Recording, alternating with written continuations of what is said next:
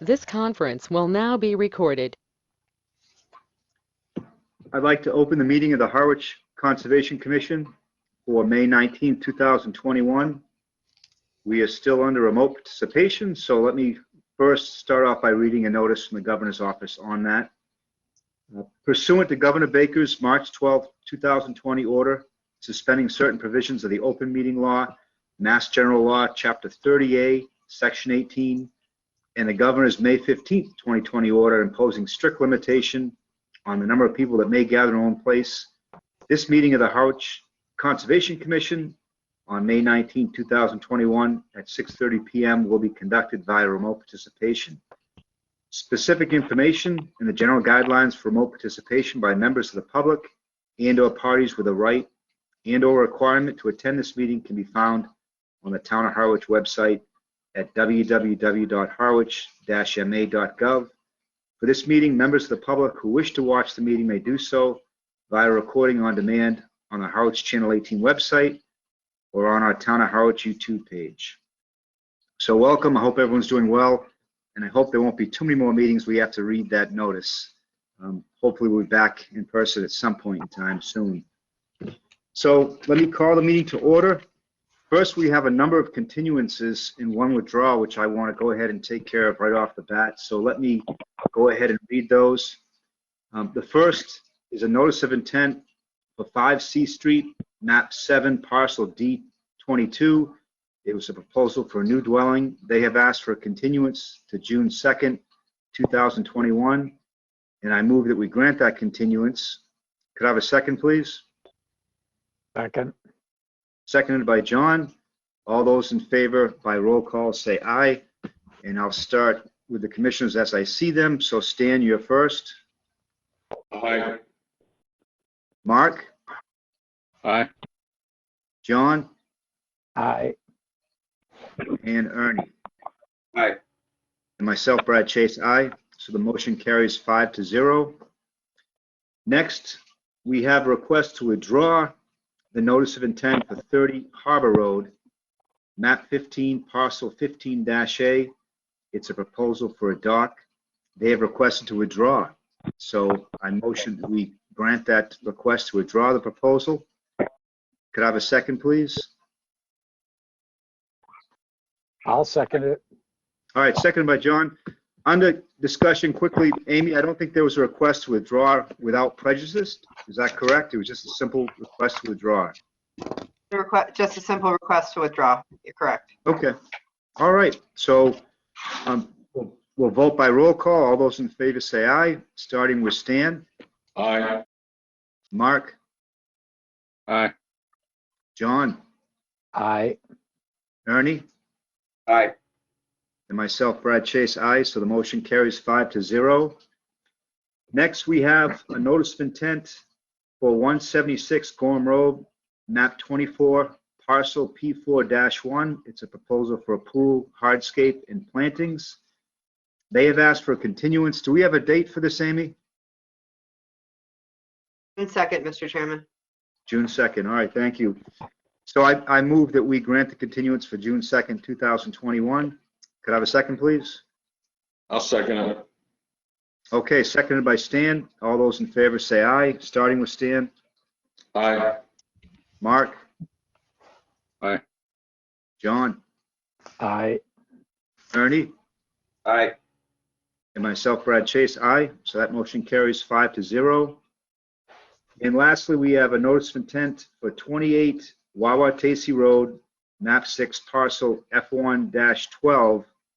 It's a proposal to have an elevator walkway and landing, and they have also asked for a continuance until June 2nd, 2021. Is that correct, Amy? Nope, June 16th, Mr. Chairman, please. All right. Thank goodness you're here. All right. So I move we grant the continuance for June 16th at 2021. Can I have a second, please? I'll second it. Seconded by Stan. All those in favor say aye by roll call, starting with Stan. Aye. Mark. Aye. John. Aye. Ernie. Aye.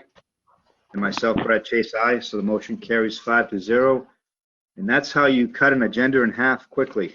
So, all right, so the first item we have now is a amended order of condition for Caliper Farms, Nantucket Sound. It's a request to amend the order of conditions for SE 32-2343 with the addition of bay scallops to the sugar kelp line. Mark, I think you're here to present the project. Mark Kelleher. Okay, thanks, Brad. I wanted to introduce Paul Wittenstein. He is my partner in Kelper Farms. He's doing this independent of his regular job, but he's general manager of Agricultural Research Corporation. And what we are petitioning to do is we already have a permit for the growth of sugar kelp, which is basically for 9 months a year.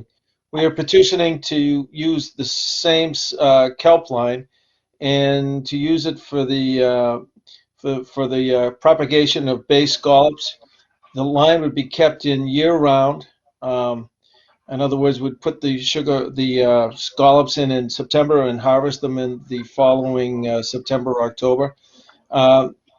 We've had a couple of meetings with the Waterways Commission. Our original petition was 2 lines. We reduced that to 1 line. They also asked us to move our line out deeper, and we moved it from about 0.8 of a mile off of Pleasant Street Beach to about 1.5 miles off of Pleasant, a little bit east of Pleasant Street Beach. So that is what we are petitioning to do. Paul, do you want to add anything? No, I think you summed it up pretty good, Mark. Okay. Yeah. All right, thanks, guys. Amy, any summary comments up front for us? Sure. Well, actually, I have a question first. Before my comments, it's just I'm kind of interested in how the interaction is between the scallops and the kelp. It makes perfect sense to me why they would like being there together. But can you describe that a little bit better?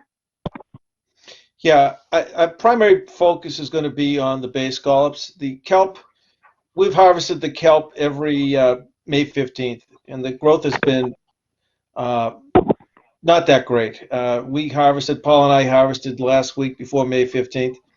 Growth was on average about 1 foot long.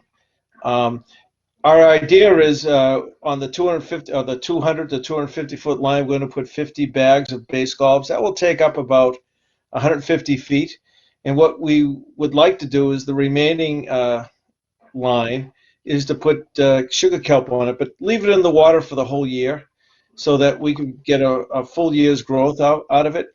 We would not be able to use it for human consumption because it becomes fouled, but there could be other uses for it. So since we're going to have a line out there, that's what we'd like to do. It's called polyculture. We're just trying to see with the longer growing season if we can get more growth with the kelp.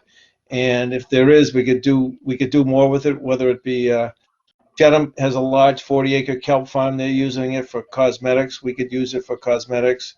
It could even be used for mulch. But that our primary focus, based on our results from kelp, will be bay scallops. The kelp has, at least we're finding, the water does not have enough nutrients to support the growth that they normally experience up in Maine or down in Connecticut, where they have large river flows full of nutrients feeding the kelp. Right. Thank you. So that was interesting too, because they're not, the species aren't growing in and amongst each other. They are still separated on the line. And then, so just to put, they did go in front of the Waterways Committee. Waterways did not support the proposal. And upon talking with John Rendon, the harbor master, it seemed like navigation seemed to be the issue. And I don't want to put any words in people's mouths, so I'm just going to say it seemed like we're worried about, what might happen kind of down the line with future projects and hindrances to navigation potentially. But I do think, we need to, as we always do, view each project independently of each other. I think this one 250-foot line that is a mile and a half offshore. The line is going to be 8 foot below the surface. There will be flotation buoys every 50 feet. You had photos of that, and corner buoys that in the vast area that we have in that area. I would recommend approval of this project. We do have some other, weir fisheries and some draggers in the general area out there. Had this been requested in kind of an more open area, or out in, the open ocean, where we do have larger marine mammals, I'd be concerned about entanglements and stuff like that. But in Nantucket Sound, which is fairly barren of almost anything, I think that it would be an extremely low frequency if there was an issue. So with that, and I think John, respects any decisions, just like we respect his decisions, that I would recommend approval with a -2 determination for this project. Stay at the 250-foot line, one line. All right, thank you, Amy. Let's see if we have any comments or questions from commissioners, starting with Stan. No comment, Brett. Mark, No comments. John,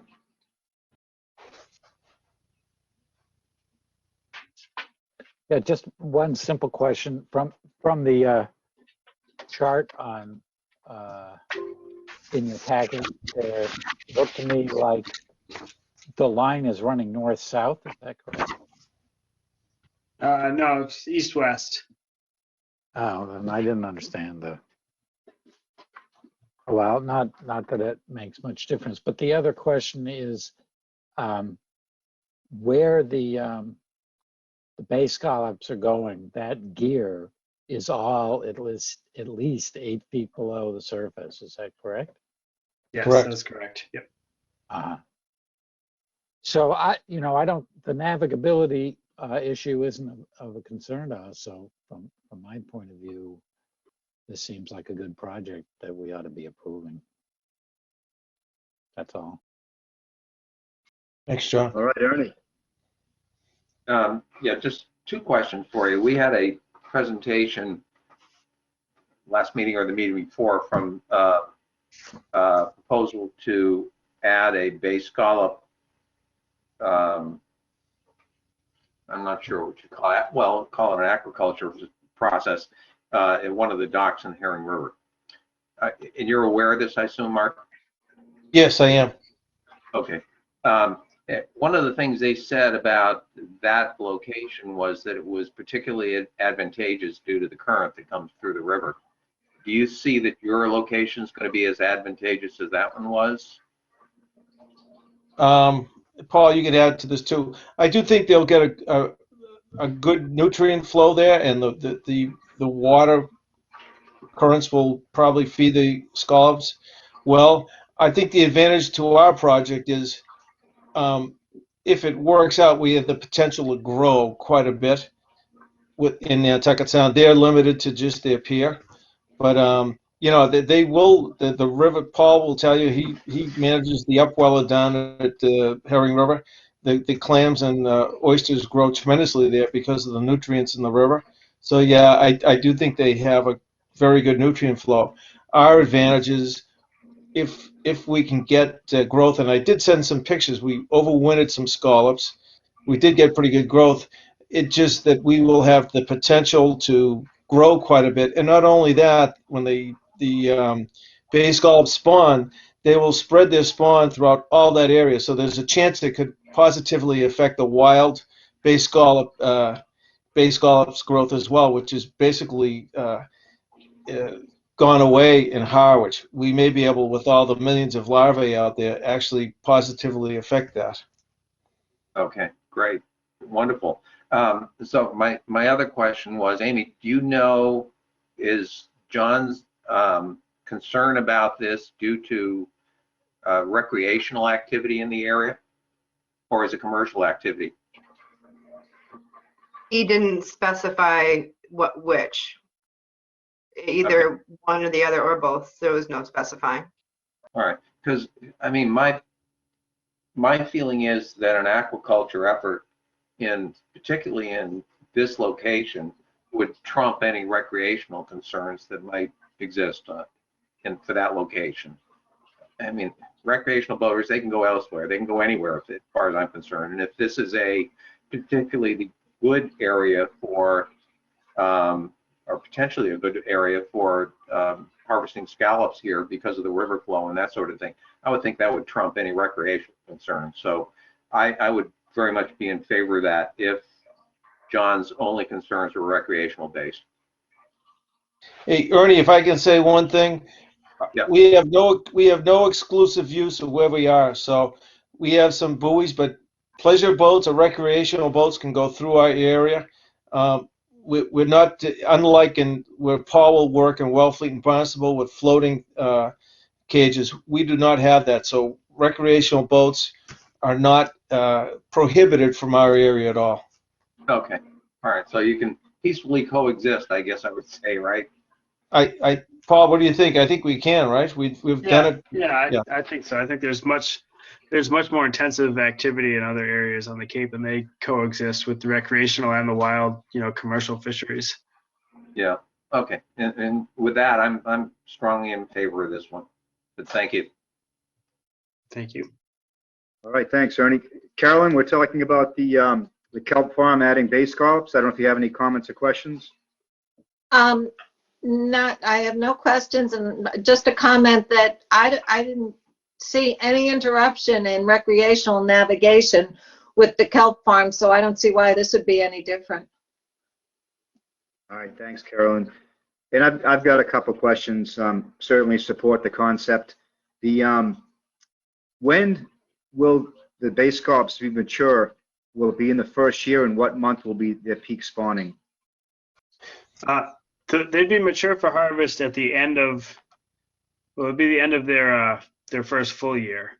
So we would get the seed from the hatchery in June or July, and then we'd carry them through that summer, through the winter, and then the following spring they would be spawning, and then that fall would be when we would harvest. Okay, yeah, so there's a good chance they could contribute. Yep. To the local stock. Brad, actually, I have another question. Yep. The picture was it was very interesting with the barnacles on the scallops. How does that affect what do you do about that?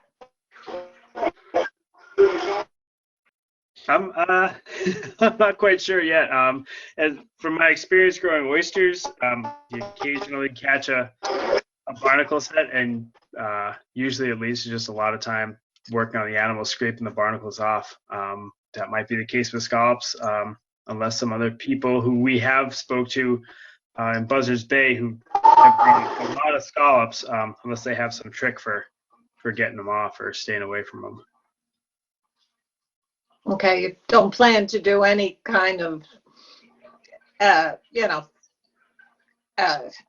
external application of something to prevent No. Barnacles? No, I mean we can't treat them in any way. They're highly sensitive to Good. any That's kind. what I'm worried about. Thank you. Sure. All right, thanks, Carolyn. I had one more thought or question. That's going back to the sugar kelp. And it's a little ironic because, we've lost our eelgrass beds because of excessive nutrient loading. And Herring River is a hot spot for that. It's been demonstrated that there's a lot of nitrogen coming out of there. And so it's a really sad story how we've lost these eelgrass meadows that were just incredible in my youth, just lush eelgrass meadows extending all along the Nantucket Sound. So, but the kelp needs the nutrients. So I wonder, is it the lack of nutrients that hampered the kelp growing, or was it more, water visibility and photosynthesis? Any other thoughts? Because I think you do have a fair amount of nutrients coming out of Herring River. Any alternative thoughts on why the sugar kelp didn't do so well? Well, I talked to Paul about that, Brad. It seems like the outflow from the river on low tide, which is when it has the nutrients, heads west. it heads towards Dennis.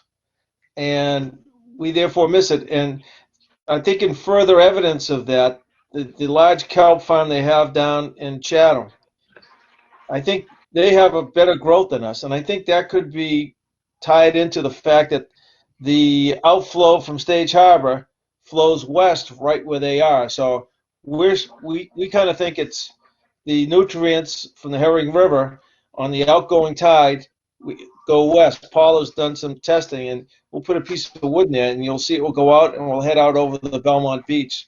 So I think that could be it. And in terms of photosynthesis, for the majority of the time we're out there, from October to May, the water is very, very clear.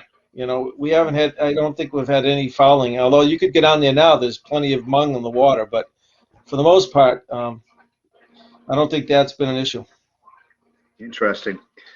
Well, it's really a fascinating project, and hopefully the town can eventually move away from septic systems, and we can clean up our nutrient issues, and we can see the return of bay scallops. It would be just a wonderful thing to have it happen. So any comments or questions from members of the audience? All right, seeing none, would one of the commissioners like to make a motion?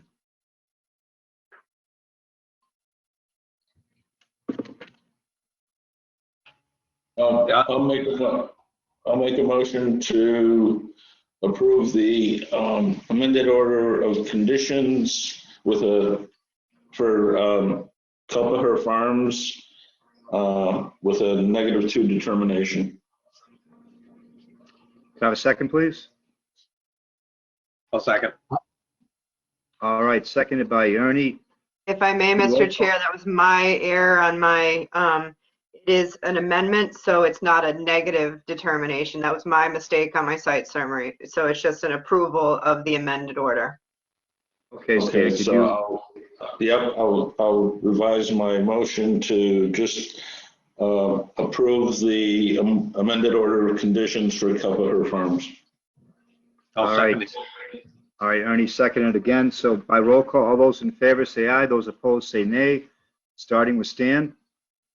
Aye. Mark. Aye. John. Aye. Ernie. Aye. Carolyn. Aye. And myself, Brad Chase, aye. So the motion carries 6-0. Good luck, gentlemen. Okay, thanks, Brad. Thanks, Amy. Thank you, very board much. members. Okay. Next, we have another request to amend an order of condition for 15 Doane Road, map 13, parcel E3-1.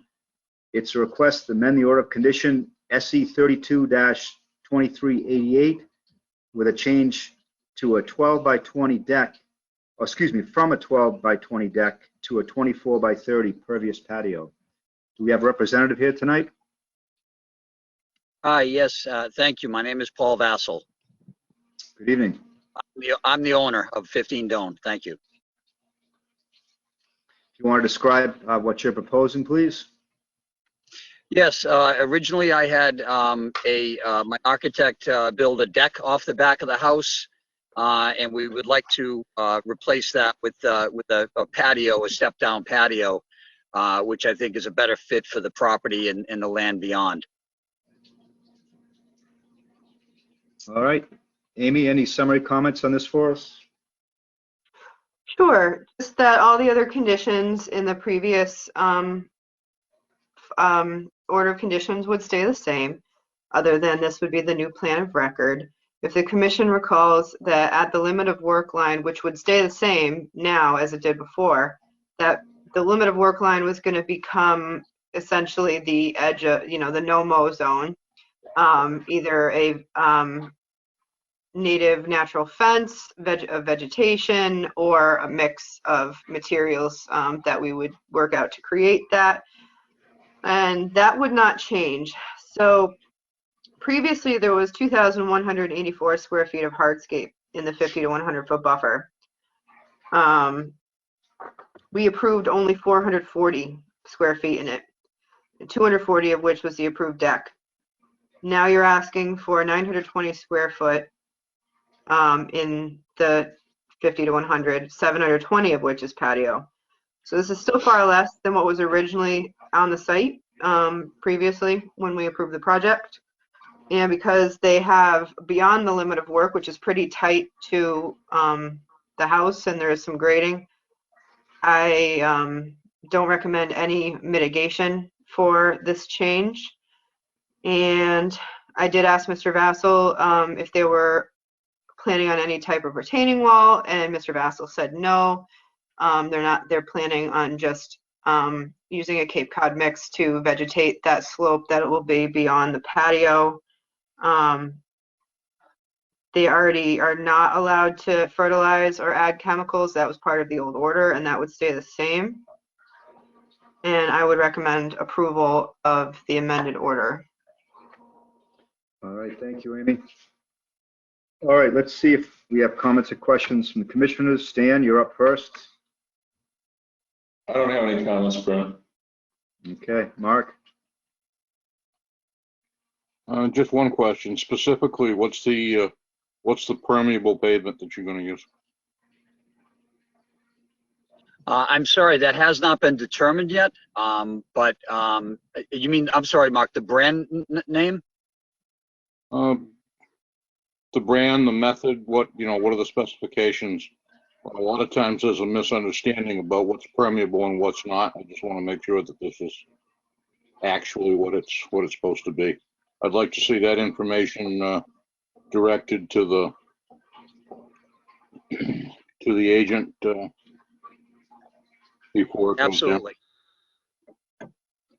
Are they Absolutely, we will essentially do that. asking if it's going to be dry laid?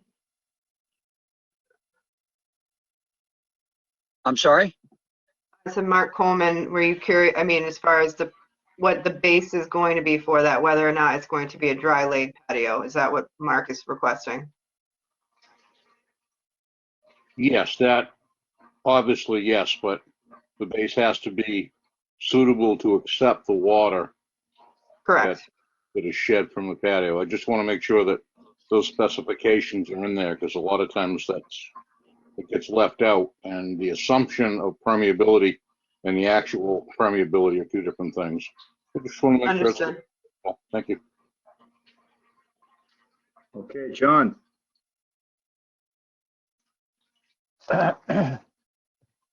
Yeah, when we were out at the site the other day, or yesterday, I guess it was, I noticed there was like a big window well where you're saying you're going to build a patio. So I'm a little curious about which one you're doing there, a patio or a window well. And the other part of it was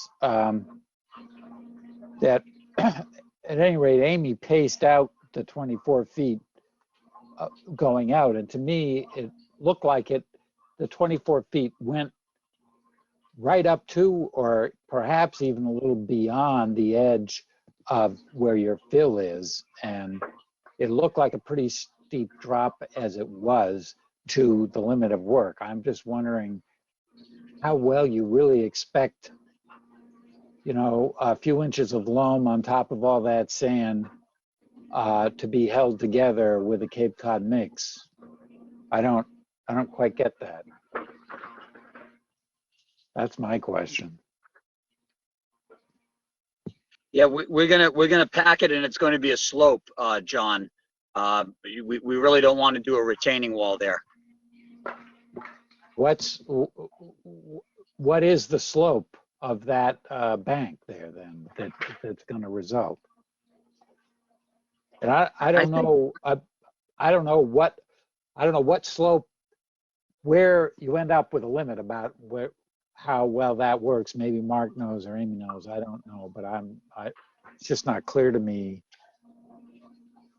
I mean, it's unclear to me where exactly the boundary of the deck was, since it hadn't been staked, or excuse me, the patio, since it hadn't been staked, and it wasn't. Again, it looked like it was awfully close to the edge of that bank, and that the resulting bank would have to be rather steep.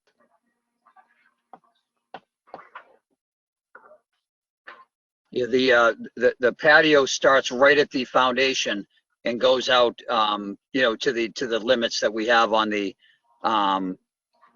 plan, and then we were going to slope it from there with Cape Cod grass or any other plantings that would shore that up.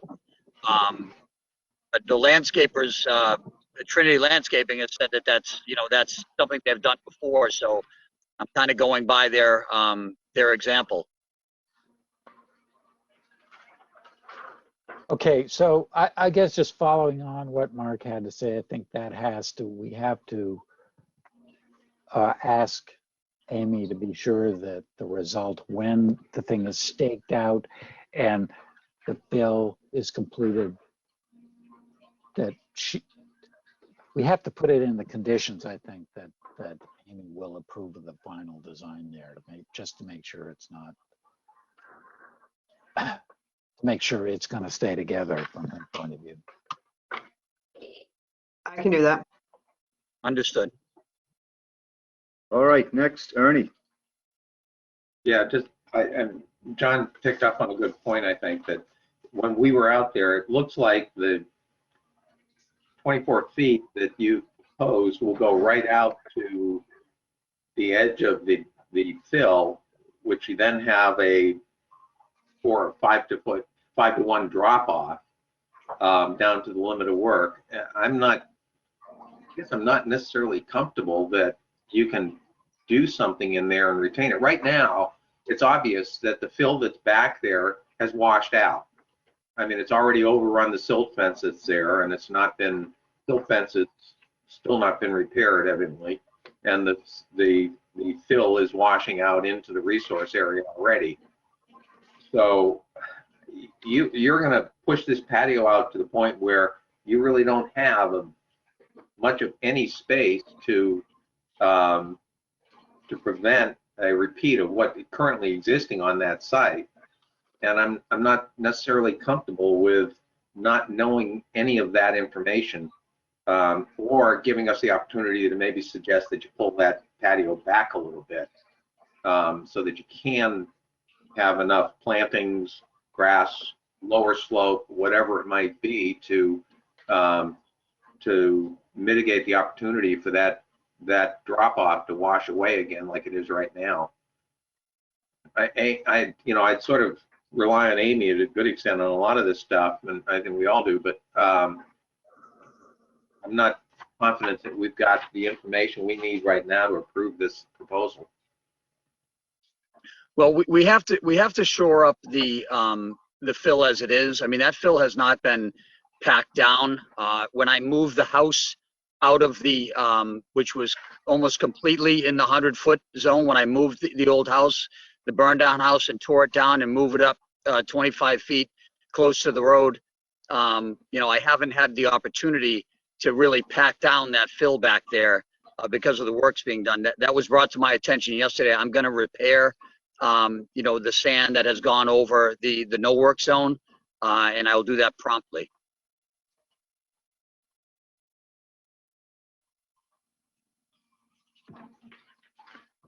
All right, you all set, Ernie? Yeah, I have no other comments. Thanks, Brad. All right, Carolyn, you're next. Well, I agree with everything that Ernie and John said. It looks to me that if you build the patio out to the 24 feet, at some points, we didn't walk it off completely, but at some points it looked like you might be beyond the bank. That if you said you're then going to grade that slope, are you planning on bringing in more fill to grade the slope, make it more gradual? Yes, absolutely. Is that in the plans? Has that been mentioned? I was asked yesterday how far up close to the foundation it's going. It's about another foot. I'm not talking about the house side. I'm talking about the wetland side. The whole elevation will be another foot higher. Oh, so that will increase the slope even worse.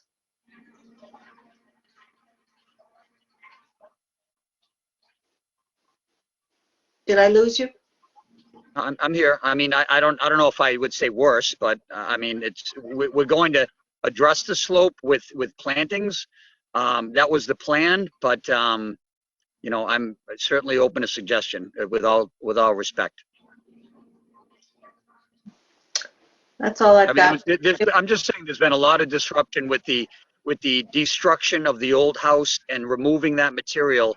I haven't had the opportunity to pack that fill down, and you know, the overflow from, you know, what we were seeing yesterday over the silt fence, you know, is definitely a result of that, in discussions with the landscape crew and Brian Barrows.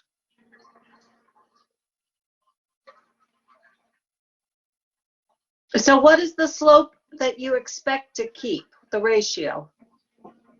How steep? It's going to be a gradual slope, but it'll probably be, you know, from the edge of the back of the fireplace to the no work zone will probably slope down about 45 degrees.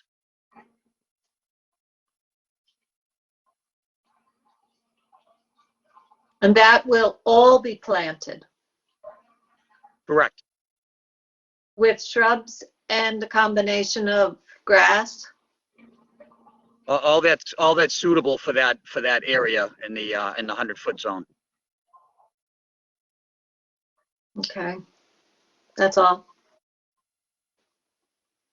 All right, so I guess the question is, do we want to see, you know, revisions that might address some of these concerns, or do people feel there's a solution we can work out tonight? So Brad, Yeah. I just have one additional question, which is, can you tell us, Mr. Vasile, what the final elevation of the grading at the back of the house is? That is, what do you anticipate the final elevation of the patio to be?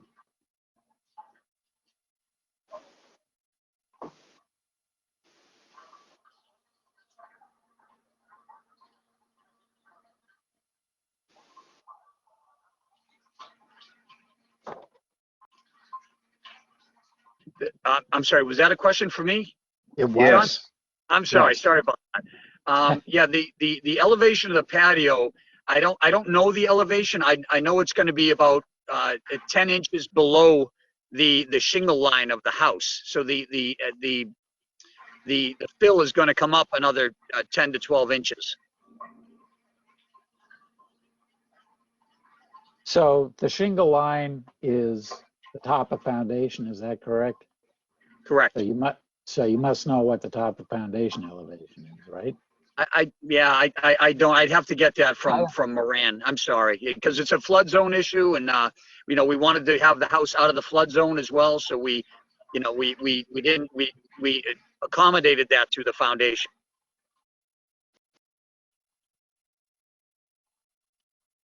We cannot be more than 3 feet below the flood zone, the flood line. What? Elevation. Which the old house, well into the old house that I knocked down and pulled up and brought closer to the road was well into the flood zone, and I just wanted to get out of that.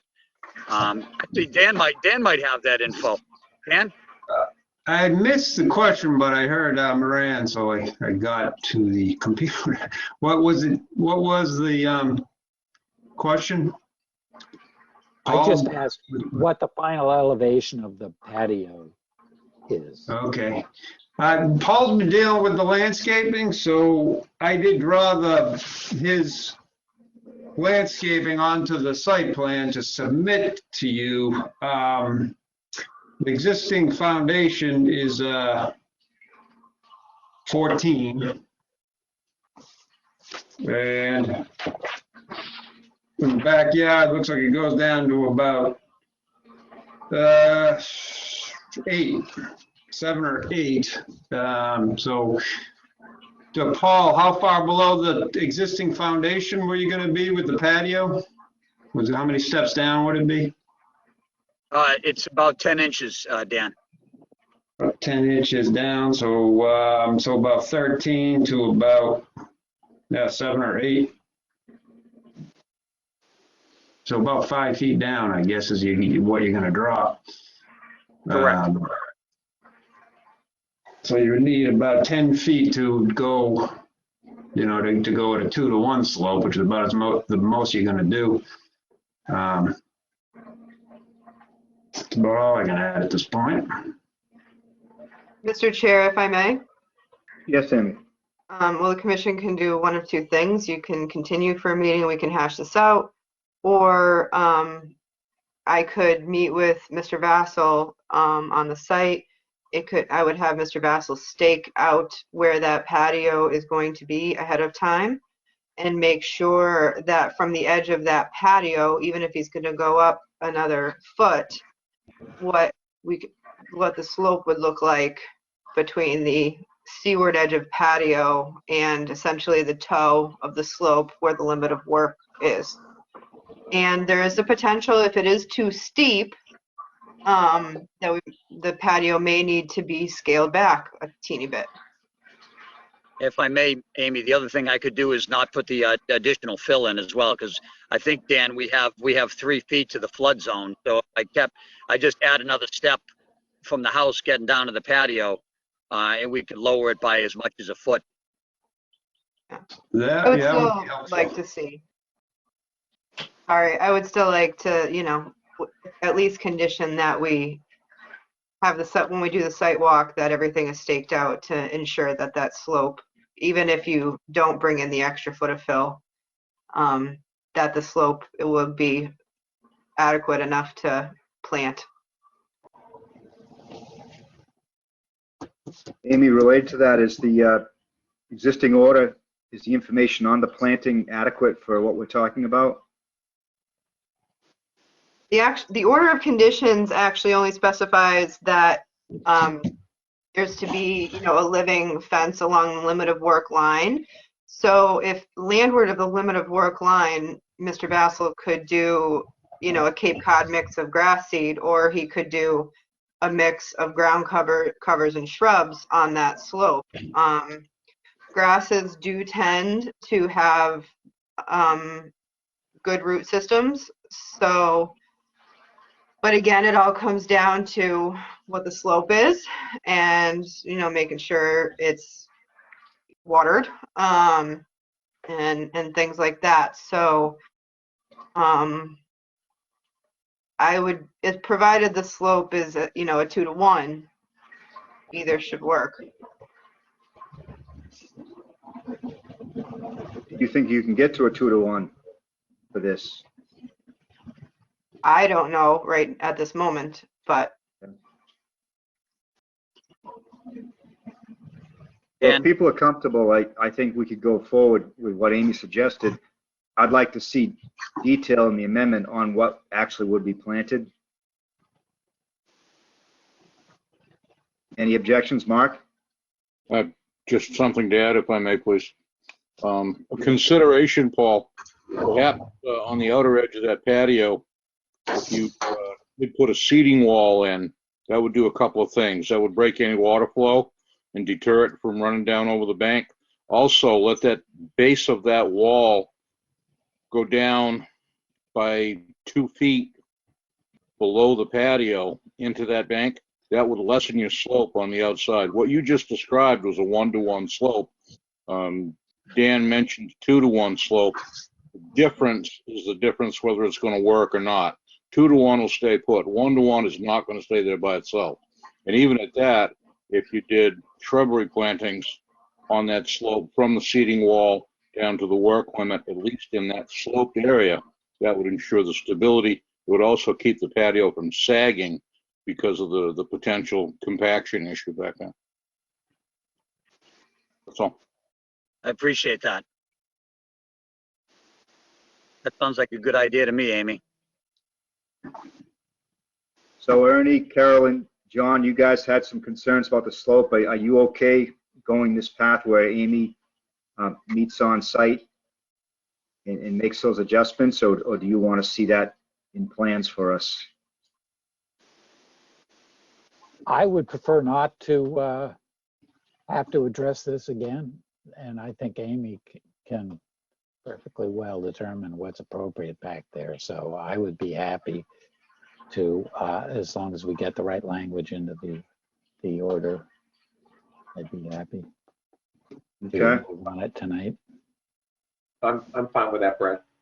Oh, good. Okay, Carolyn? I would defer to what Mark thinks is suitable. What do you think? Do we want to just specify now that the seating wall or make that decision in the presence of the conservation agent? I would recommend that that decision is made on site. You can find an amicable solution here pretty easily. Okay. All right, so I'm hearing some language to, have that on site, determine the actual slope, and also having specifications for the plantings decided then as well. Any other conditions for this amendment you can think of? Brad, I wonder if we want to include in the order of conditions that there will be no certificate of compliance until this design has proven effective.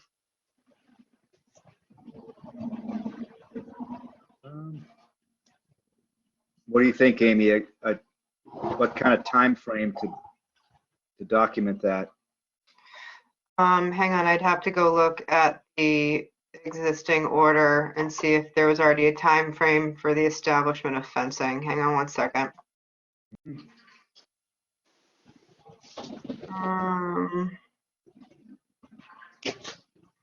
I don't have, okay, it's, I don't have it easily accessible right now.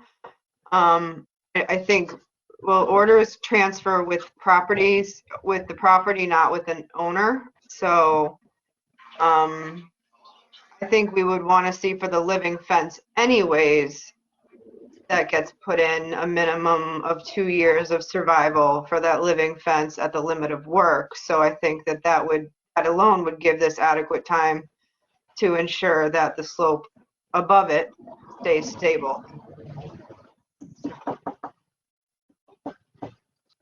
All right, so maybe include a condition on checking that as well in the same time frame. Any comments from members of the audience? All right, hearing none, would one of the commissioners like to make a motion on this amendment? I'll move. I'll let John do it. I'll move to approve the request to amend the order of conditions for 15 Doane Road, map 13, parcel E31, with the provision that the details of the grading and vegetation of the slope behind the patio be approved on site by the conservation agent. Okay, can I have a second, please? I'll second.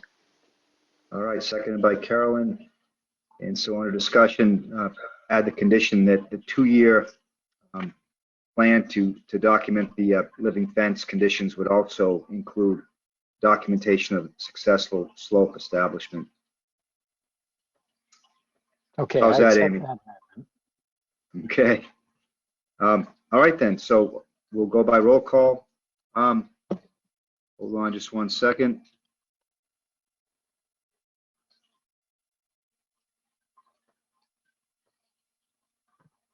Okay.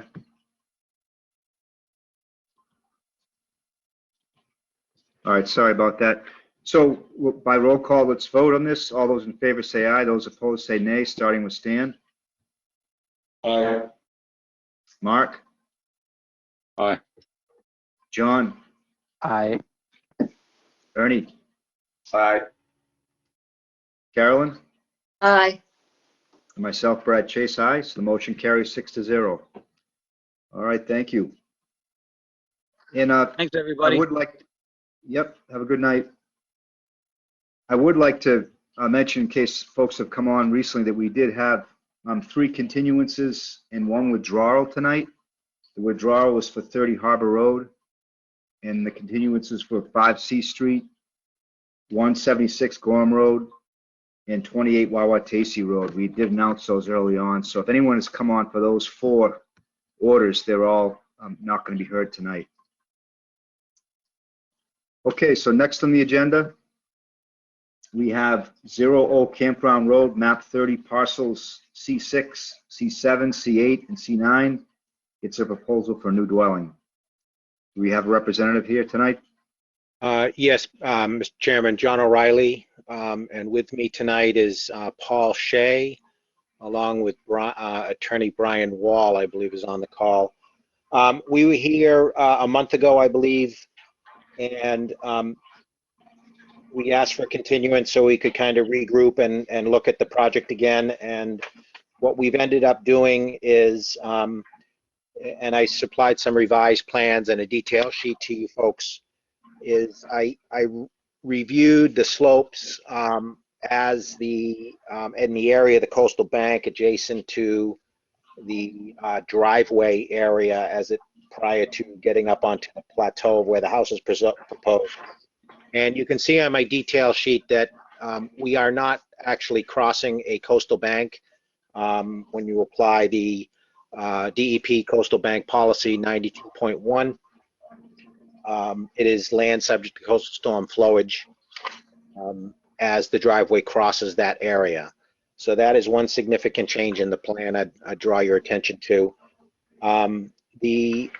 The other thing we've added is Paul Shea, who I'll turn the mic over to in a minute, updated his narrative to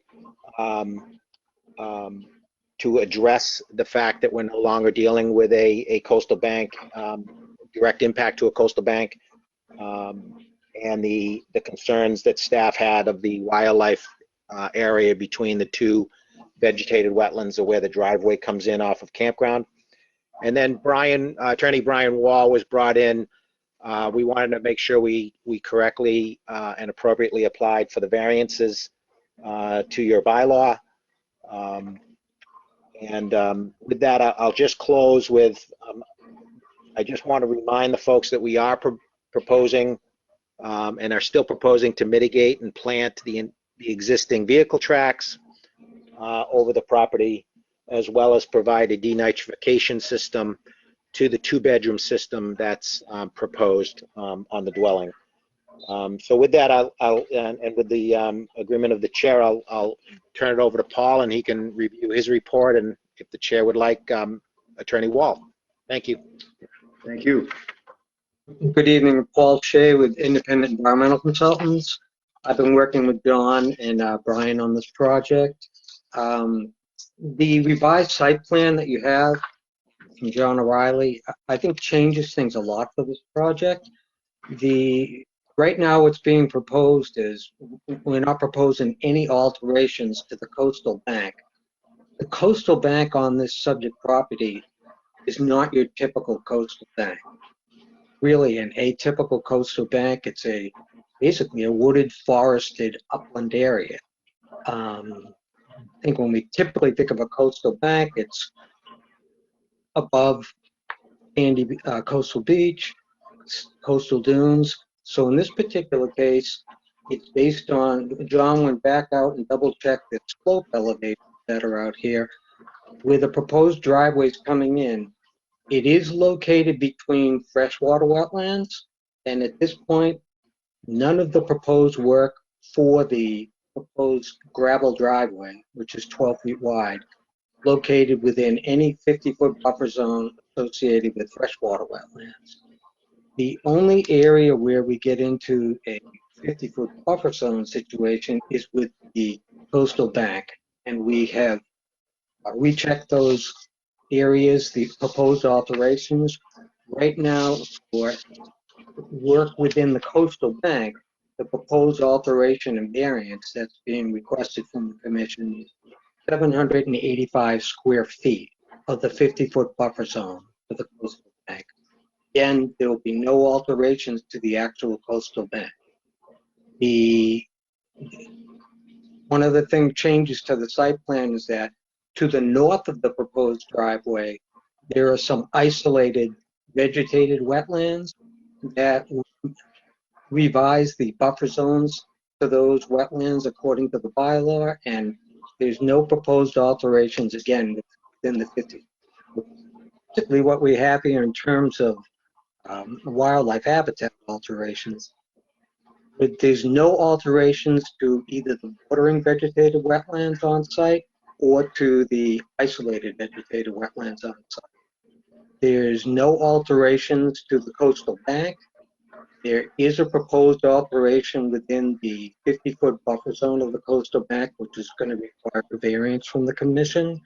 That there are proposed alterations within land subject to coastal storm flowage, the 100-year flood zone, and basically there's no performance standard associated with land subject to coastal storm flowage. But if you look at John's plan, he has documented the total amount of square foot alteration within land subject to flowage. In terms of wildlife habitat, there are no proposed alterations within any mapped areas as priority habitat or estimated habitat by Natural Heritage Endangered Species Program. Our proposed alterations are all within upland areas of land. There are obviously to build the house. There's going to be alterations within the 50 to 100 foot buffer zone from our regulated wetland resource areas, but everything is outside of the 50-foot buffer zone in terms of the house construction, and we're in basically an upland wooded forest where we're working, and driveway right now is placed within the best place in the property to gain access to the house, and we're at a 12-foot wide minimal gravel driveway, permeable surface, no surface runoff, surface water runoff.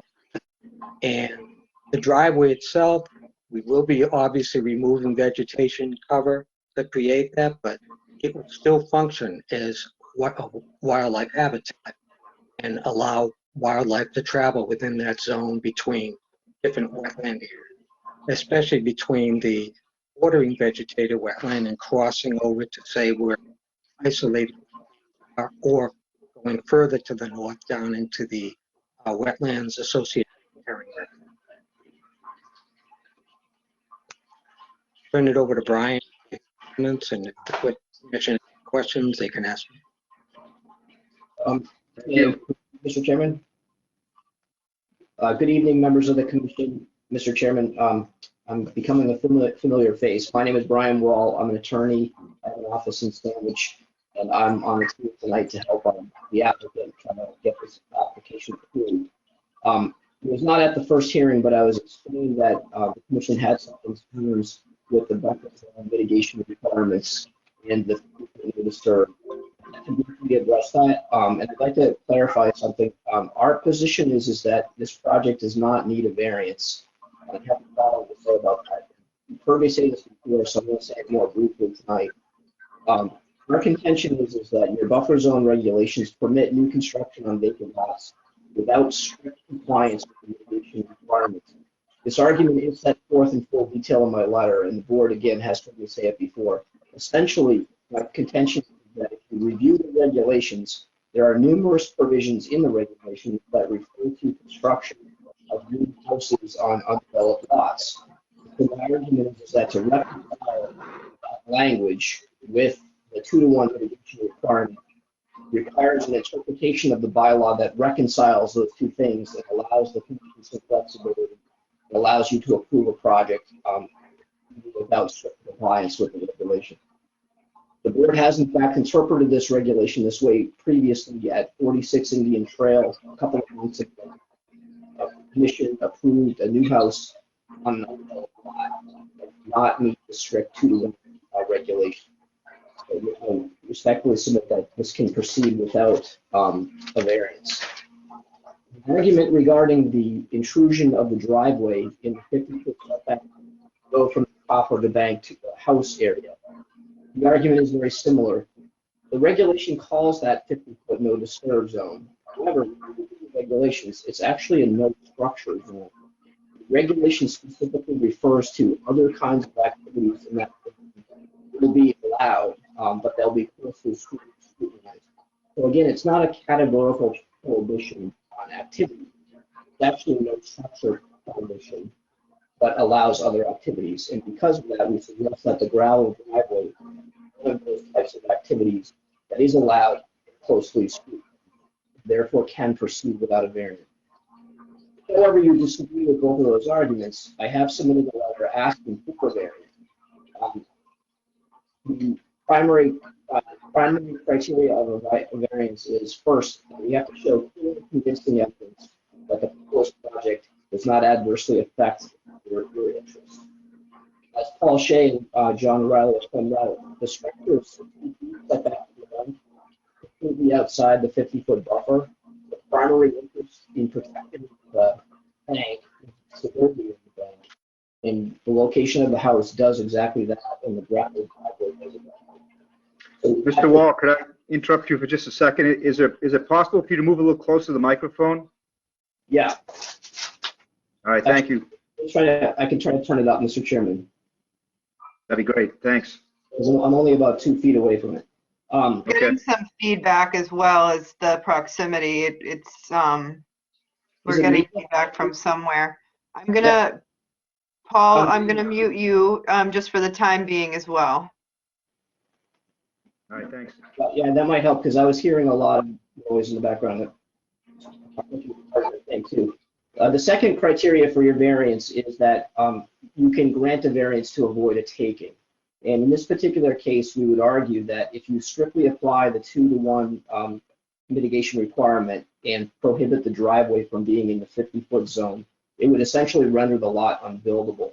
And we're talking about a 4.6 acre lot that has 195,000 feet of upland and 5,800 feet of wetland. I think it's reasonable on such a lot that a person would expect to build a single 2-family house, and if the regulations are applied, it will render this property unbuildable and therefore valueless. So the commission could grant a variance in this case to avoid a taking. And finally, you may consider hardship in your variance calculations. And in this particular case, all you have to do is look at the plan to see the unique situation that we're talking about and why there's a hardship. Hardship can come from soil or topographic conditions, and this particular property being surrounded by the bogs and therefore surrounded on 3 sides by coastal bank has buffer zone everywhere. And we would argue that that's a unique situation, not generally affecting the rest of the district, and that you can exercise your variance granting power to allow this particular project to go forward. I'm happy to answer any questions. All of this is set forth in more detail in my letter, but again, my primary contention is that this is an allowable project without a variance. I think that you have the authority to approve it under your regulations. Thank you.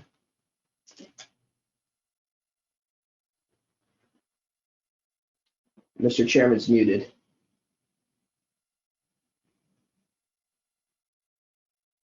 Brad, you're muted.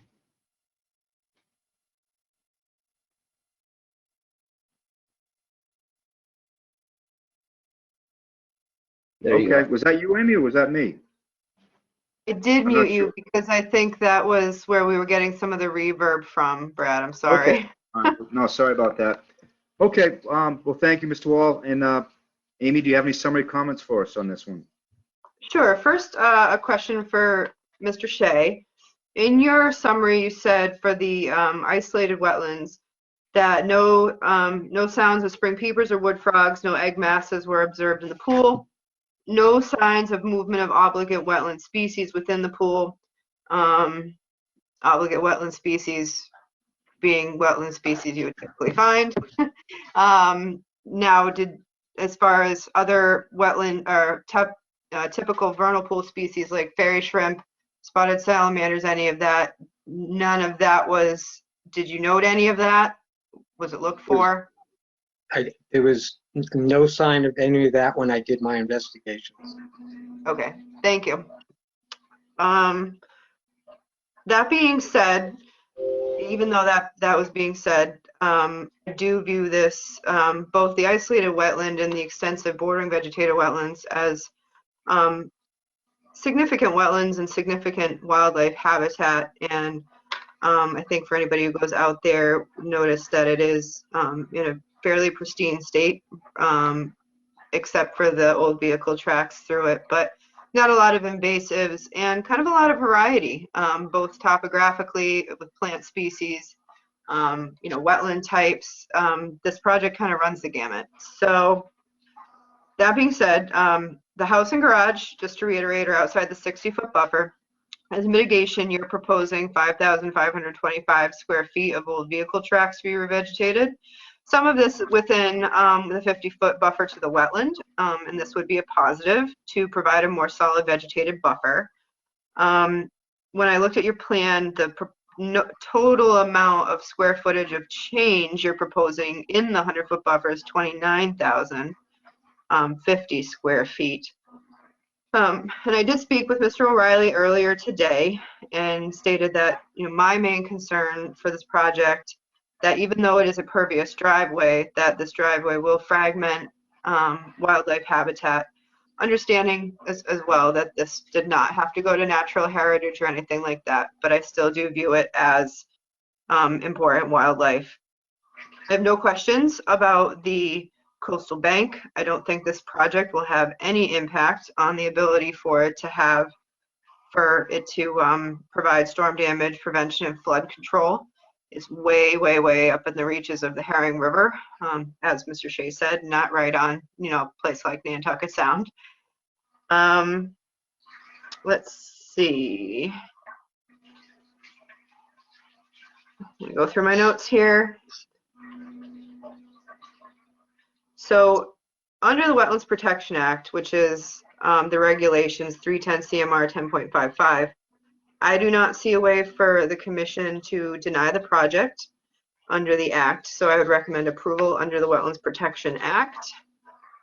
However, unfortunately, under the bylaw, I am recommending denial of the project for failure to provide a burden of truth that the proposed project would not have an adverse impact to the resource areas, that development of the buffer would disrupt important wildlife habitat, for being unable to provide the required mitigation, and for denial of the variance should they ask for one. I know you made the contention that a variance wasn't needed, but just to put it in there, that you haven't proven that the project would not have an impact to the BBW.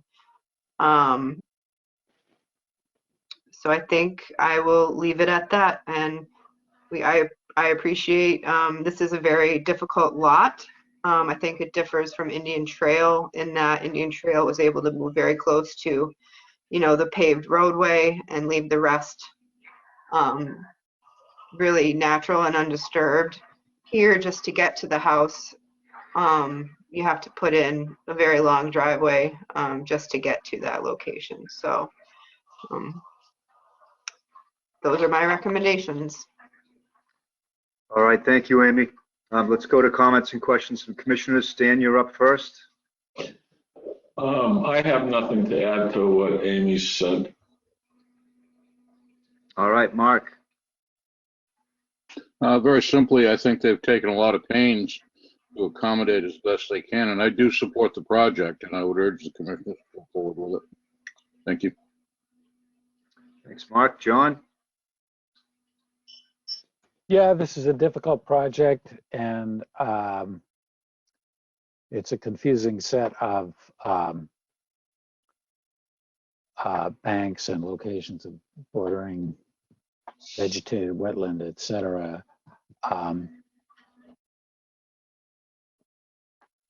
But given that, I think I don't have anything to add to what Amy had to say. Thank you. All right, thanks, John. Ernie? Yeah, just a couple of comments. I'll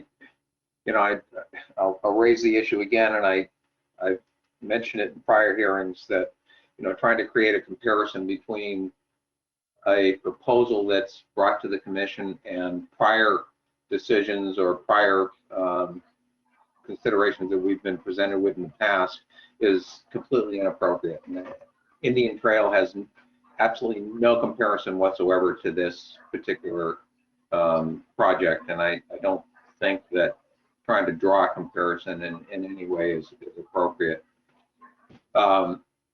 There's a comment that is made in Mr. Wall's comments that the commission should grant a variance because the project will not cause any adverse effects. I don't think anybody on the commission could claim that taking a pristine lot, native vegetation, everything else, and putting a house on it will not create adverse effects. I mean, that argument just doesn't fly.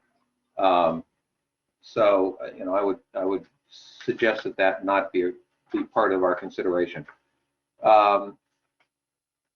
Hardship, I don't think that hardship has been proven here yet. That goes to Amy's comments, and I would suggest that we need to be given a little more information as far as establishing that claim, if that's one of the considerations that you'd like us to consider a variance based on.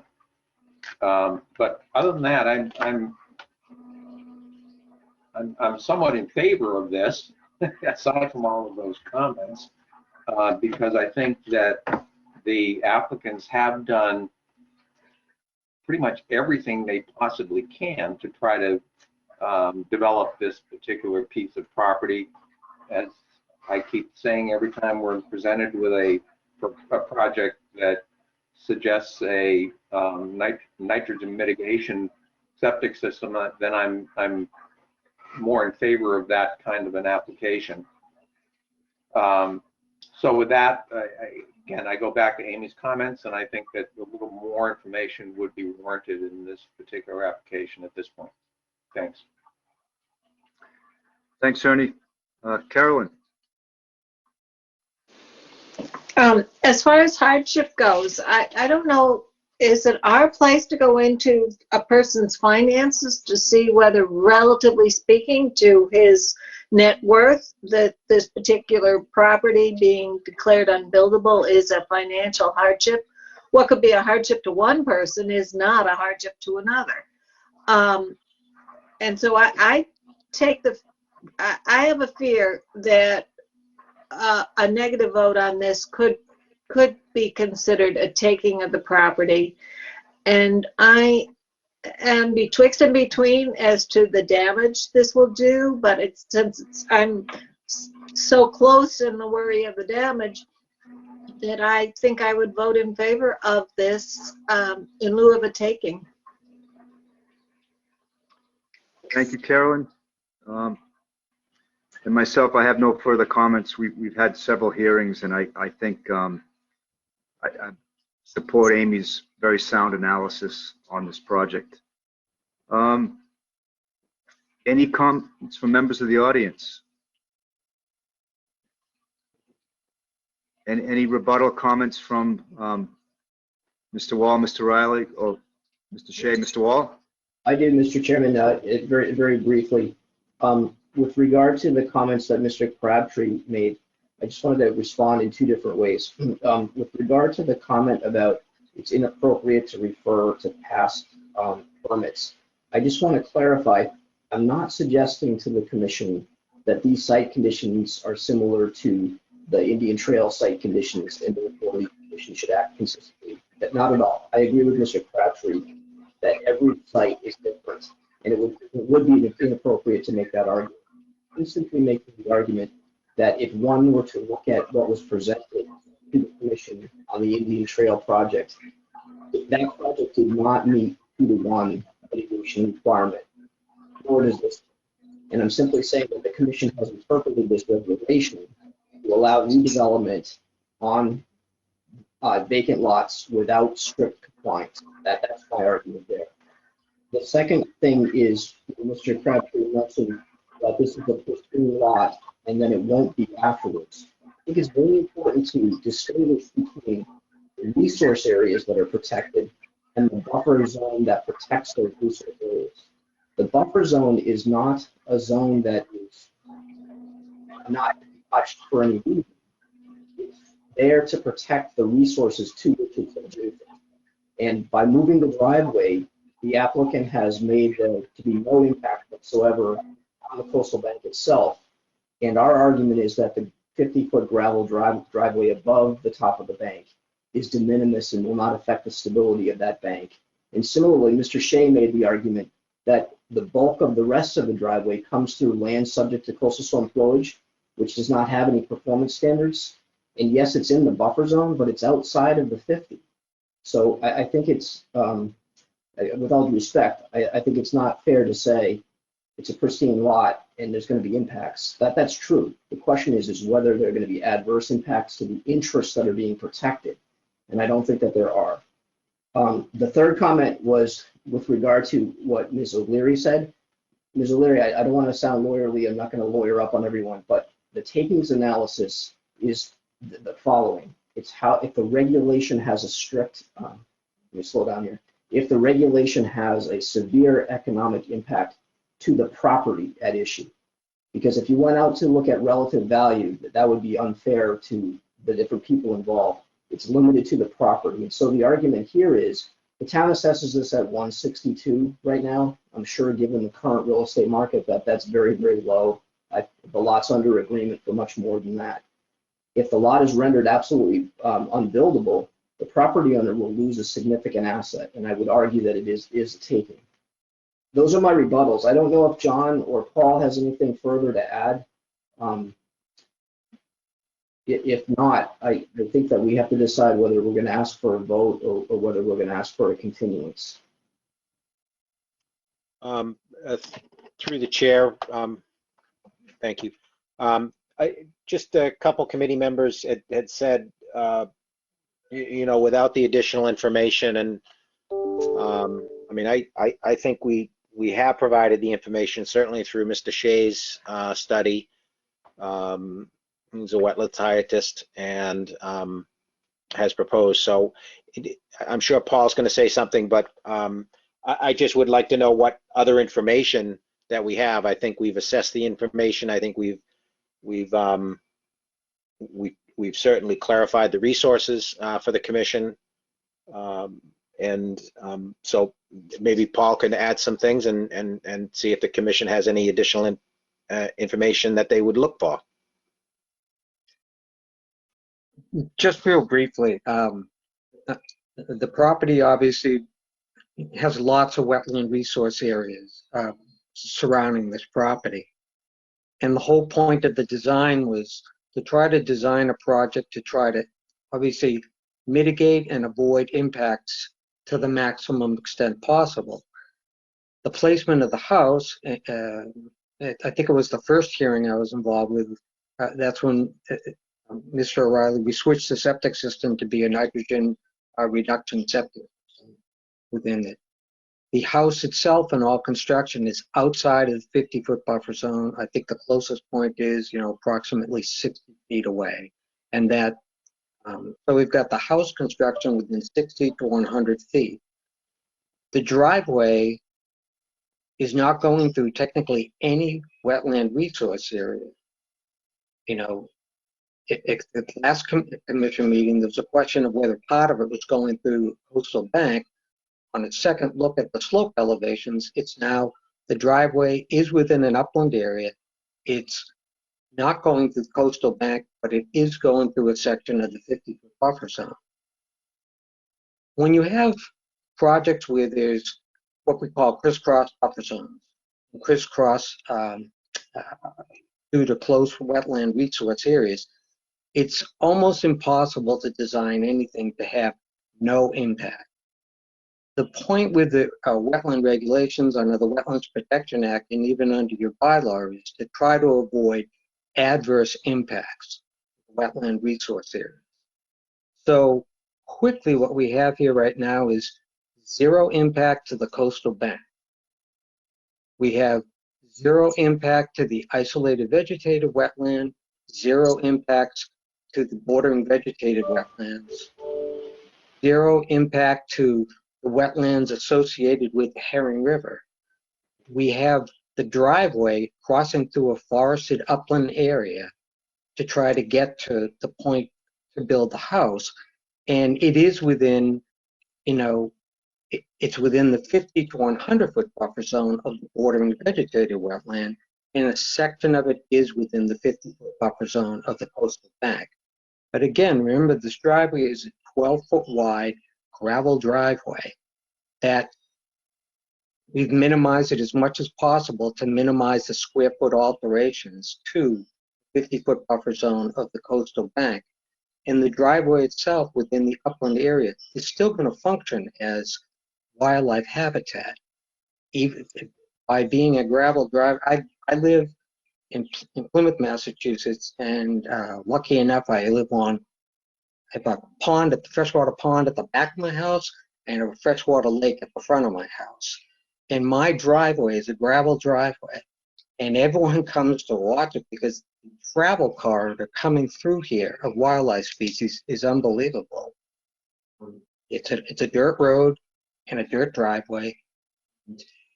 When you put a driveway in a location like this, species are still going to utilize that area of land.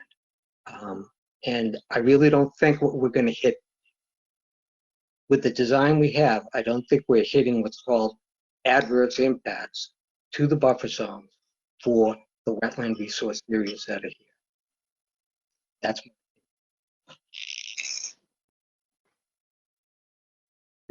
May I ask two questions, Mr. Chairman? Yeah, sure, Ernie.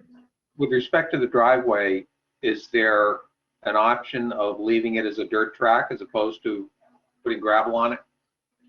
And my second question would be, rather than the 12-foot width, could you reduce the width to 8 or 10 feet? I'll take the second question, John O'Reilly. I'll take the second question first. The fire departments tend to want a 12-foot wide gravel surface or surface that they can drive on, and a 14-foot wide or 1 foot on either side, clear of any vegetation, branches and so forth. So that's how we came up with the 12-foot wide, Mr. Crabtree. With regard, so I don't know if we can shrink it down without running afoul of the fire department. So that's number one. And then with regards to dirt or something else, I guess I'd have to fall back on the fire department. They certainly want a driveway that they can bring an emergency piece of equipment up without running into a muddy road, or, you know, if they can avoid it. Having said that, one of the things that, you know, we could certainly look at is more of a country lane approach, where you would have your vehicle track, you know, your a strip of gravel or some kind of hard pack base for wheel support, and then the middle of it would be grass or vegetation, something to break up the hardscape. We could, you know, that would be something that would be available. But as far as the width, I'd have to check with the fire department if they would be comfortable going down to 10 and still keeping that 14-foot wide window. And as far as the country lane, I think as long as we can, again, satisfy the fire department, that might be an option that we could have.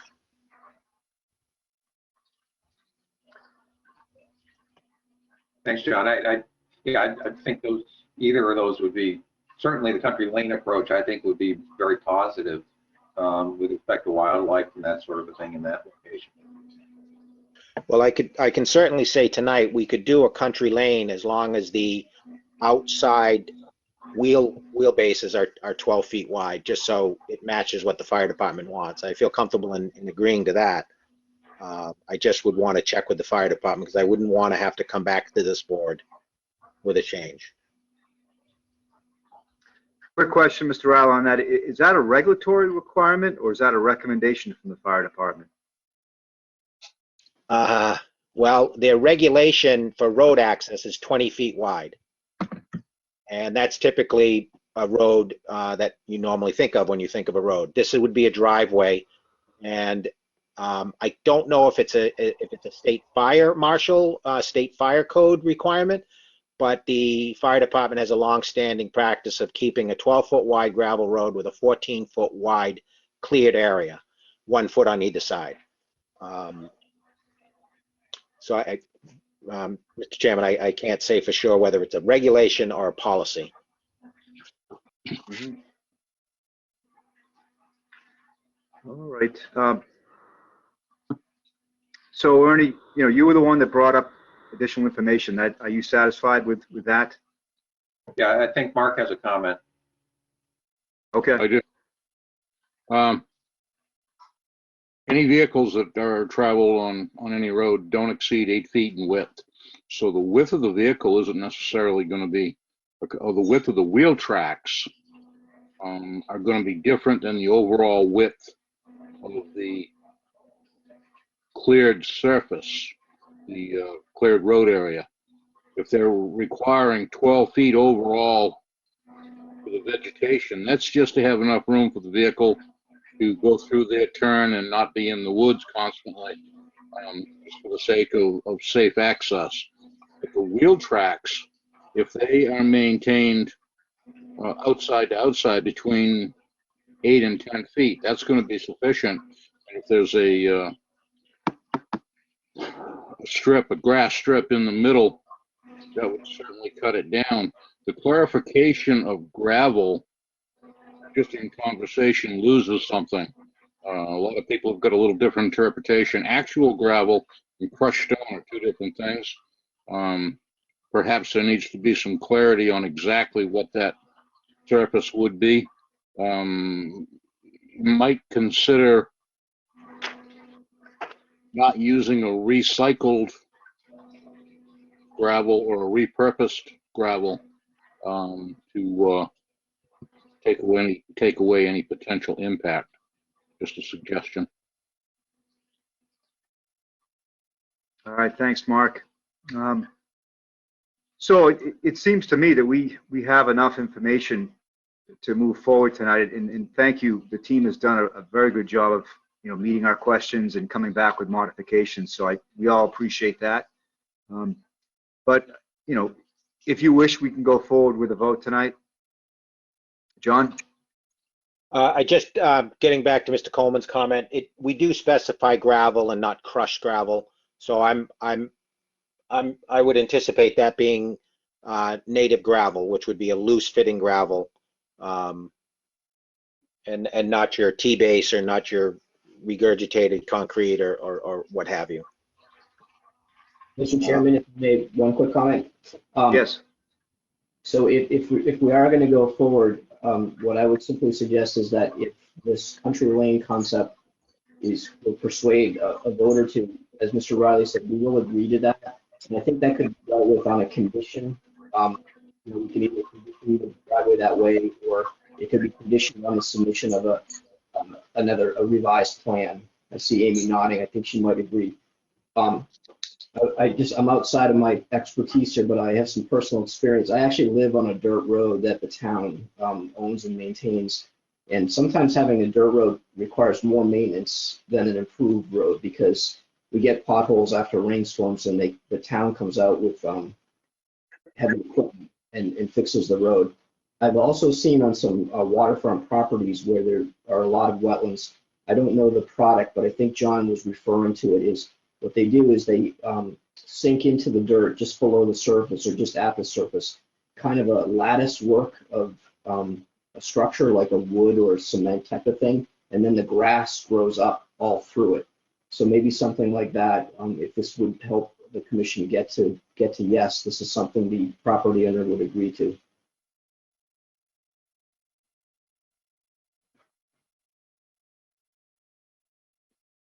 All right. So I think we can go ahead with a motion. I'm going to first ask if there's any comments from members of the audience.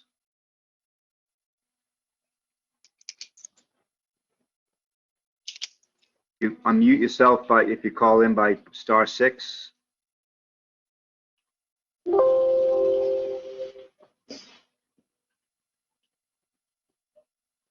I'm not sure if that was an attempt right there to have someone speak. All right, well, hearing none, then I'd like to ask one of the commissioners to make a motion on this project, please. I'll give it a try, Brad. I would make a motion that we approve the notice of intent for 0 Old Campground Road with the provision that the access road to the structure be constructed in such a way that it's a country lane type of approach to the property with 2 tracks for the tires and otherwise cleared. I think that's the only amendment we need to make on this. Okay. Right then, do we have a second, please? I'll second that. All right, seconded by Mark. So by roll call, well, first, I'll ask if there's any additional comments under discussion. Carolyn, you're muted. Does that mean that we would not accept the lattice work with the natural growth in the middle, that such as we've seen, is it on Wequassett here? Or Quasin? I would not be in favor of that. I think it's too permanent of a kind of structure. Okay, that's what I was making sure. Thank you. All right, any additional comments under discussion? All right, hearing none, we'll vote by roll call. Those in favor say aye, those opposed say nay. Starting with Stan. Nay. Mark? Aye. John? Nay. Ernie? Aye. Carolyn? Aye. And myself, Brad Chase, nay. So we have a 3-3 vote, which means the motion does not carry. We can propose a different motion for denial if you wish. But as it stands, the motion doesn't carry. Correct. It is a non-action.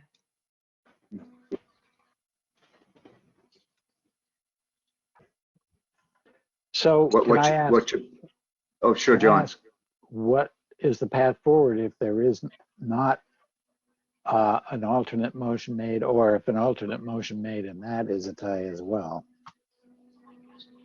The options, as I understand them, would be either somebody changes their vote or they ask for a continuance. Can I ask a question? Is there a 7th member that's not present tonight? Yes. Yes. Has Harwich adopted the state law that says if a party receives a hearing, but if they read the minutes, they can participate? Yes. So, They have to miss one meeting only. That's it. has that person that's not here tonight missed only one hearing? I don't know, because this was such a long time ago. The first hearing on this, I'd have to look. I believe, I mean, that if there was a person that is not here tonight but could read the minutes, and then that person would be able to break the tie one way or the other. Do you have, I could tell you, I don't have the file, I just have the plans here with me, I don't have the file. Do you have the other hearing dates, and where you actually had testimony at for this project? I do not, because I'm the newest member of the team, but John might. You gave testimony, I believe, at the meeting I missed, which was April 7th. I'm curious, I think there was only one other meeting before that, and I think it was maybe sometime in January. If you give me 1 second, let me find out the abutter notification for the first hearing. The April meeting was our second hearing. Correct. It was February 3rd was the initial hearing, I believe.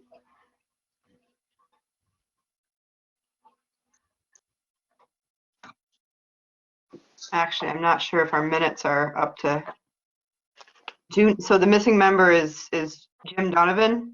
Yes. I do not know if he was present on the 7th. I wasn't there.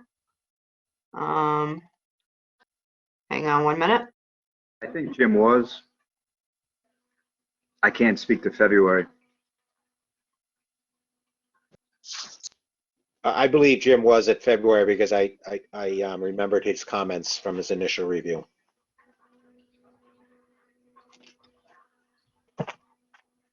So I guess one option we have is to ask for a continuance to see if Mr. Donovan would be willing to read the minutes and watch the video of this, and then we can have a continuance for basically just a vote.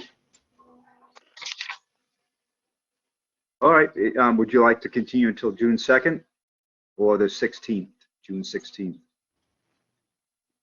Does anyone know if Mr. Donovan's going to be there June 2nd? I don't. And how about everybody else here? Are you all going to be here? I'm available either date, so we don't really need to submit any new information. So if whatever the commission prefers. I would rather do the first meeting in June. I'm tied up on the 16th. Okay. Okay, that makes sense. All right, well then I move that we continue the hearing until June 2nd, 2021. I'll second. And under discussion, just let me clarify that the hearing for 0 Old Campground Road, map 30 parcels C6, C7, C8, and C9. And we will vote by roll call. All those in favor say aye, starting with Stan. Aye. Mark. Aye. John. Aye. Ernie. Aye. Carolyn. Aye. And myself, Brad Chase, aye. Motion carries 6-0. All right, well, thank you for all your input and everything you presented tonight, and we will see you on June 2nd. Thank you everyone for your time. In a couple of weeks. Okay, next on the agenda, we have a notice of intent for 31 Mill Road, map 15, parcel U3. It's for a pool, hardscape, and planting. Do we have a representative here? Yes, Dan Croto from Moran Engineering. David Hawk from Hawk Design, who drew the hardscape and pool plan, and Katrine Higgins, who did the mitigation plans. And I believe the owner is on as well for questions. So this is a pool and hardscape design.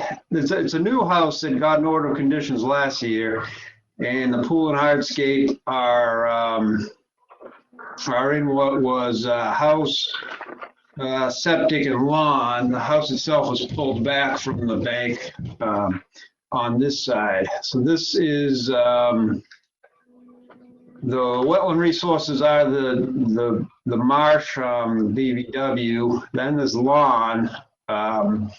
Lawn at a slope less than 1 in 10, and then a slope as it came up to the old house was more than 1 in 10, which would, so there's floodplain too, but that floodplain edge again meets the 92.1 at the location of the upper bank, which is a 1 in 10 slope, which is not much of a slope, but it does meet the strict regulation of that.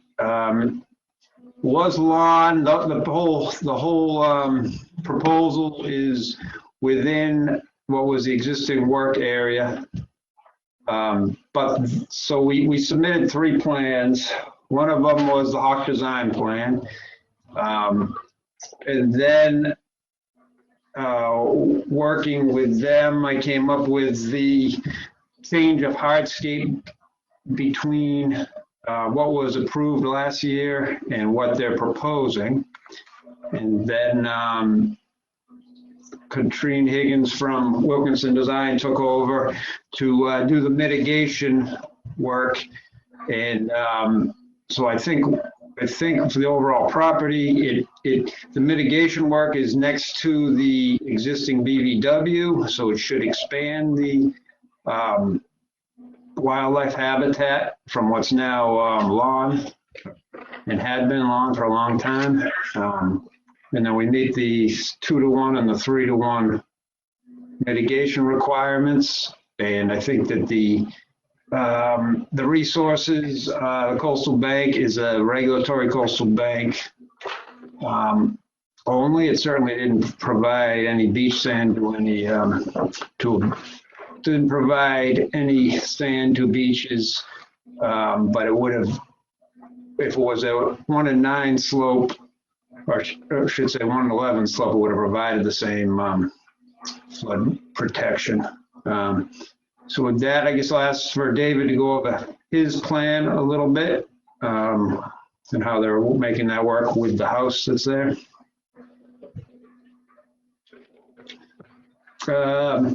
Microphone, David. You know, I find it always helps to unmute yourself, so thank you, Dan. Right. Good evening. For the record, Dave Hawk Design. We enjoyed working on this property, and obviously, thank you, Dan, for that introduction. We'll start to the east there, behind the house, facing the water. What we're looking to do there is put in a small pool. Standard pool is 20 by 40. This pool is 30 feet by 16 feet. We decided to keep the seating areas fairly minimal around the pool. You'll see that there's only one seating area, and that's somewhat to the north there. And the water side of that pool is just a coping edge that has a slope that runs down to the silt fence work limit line.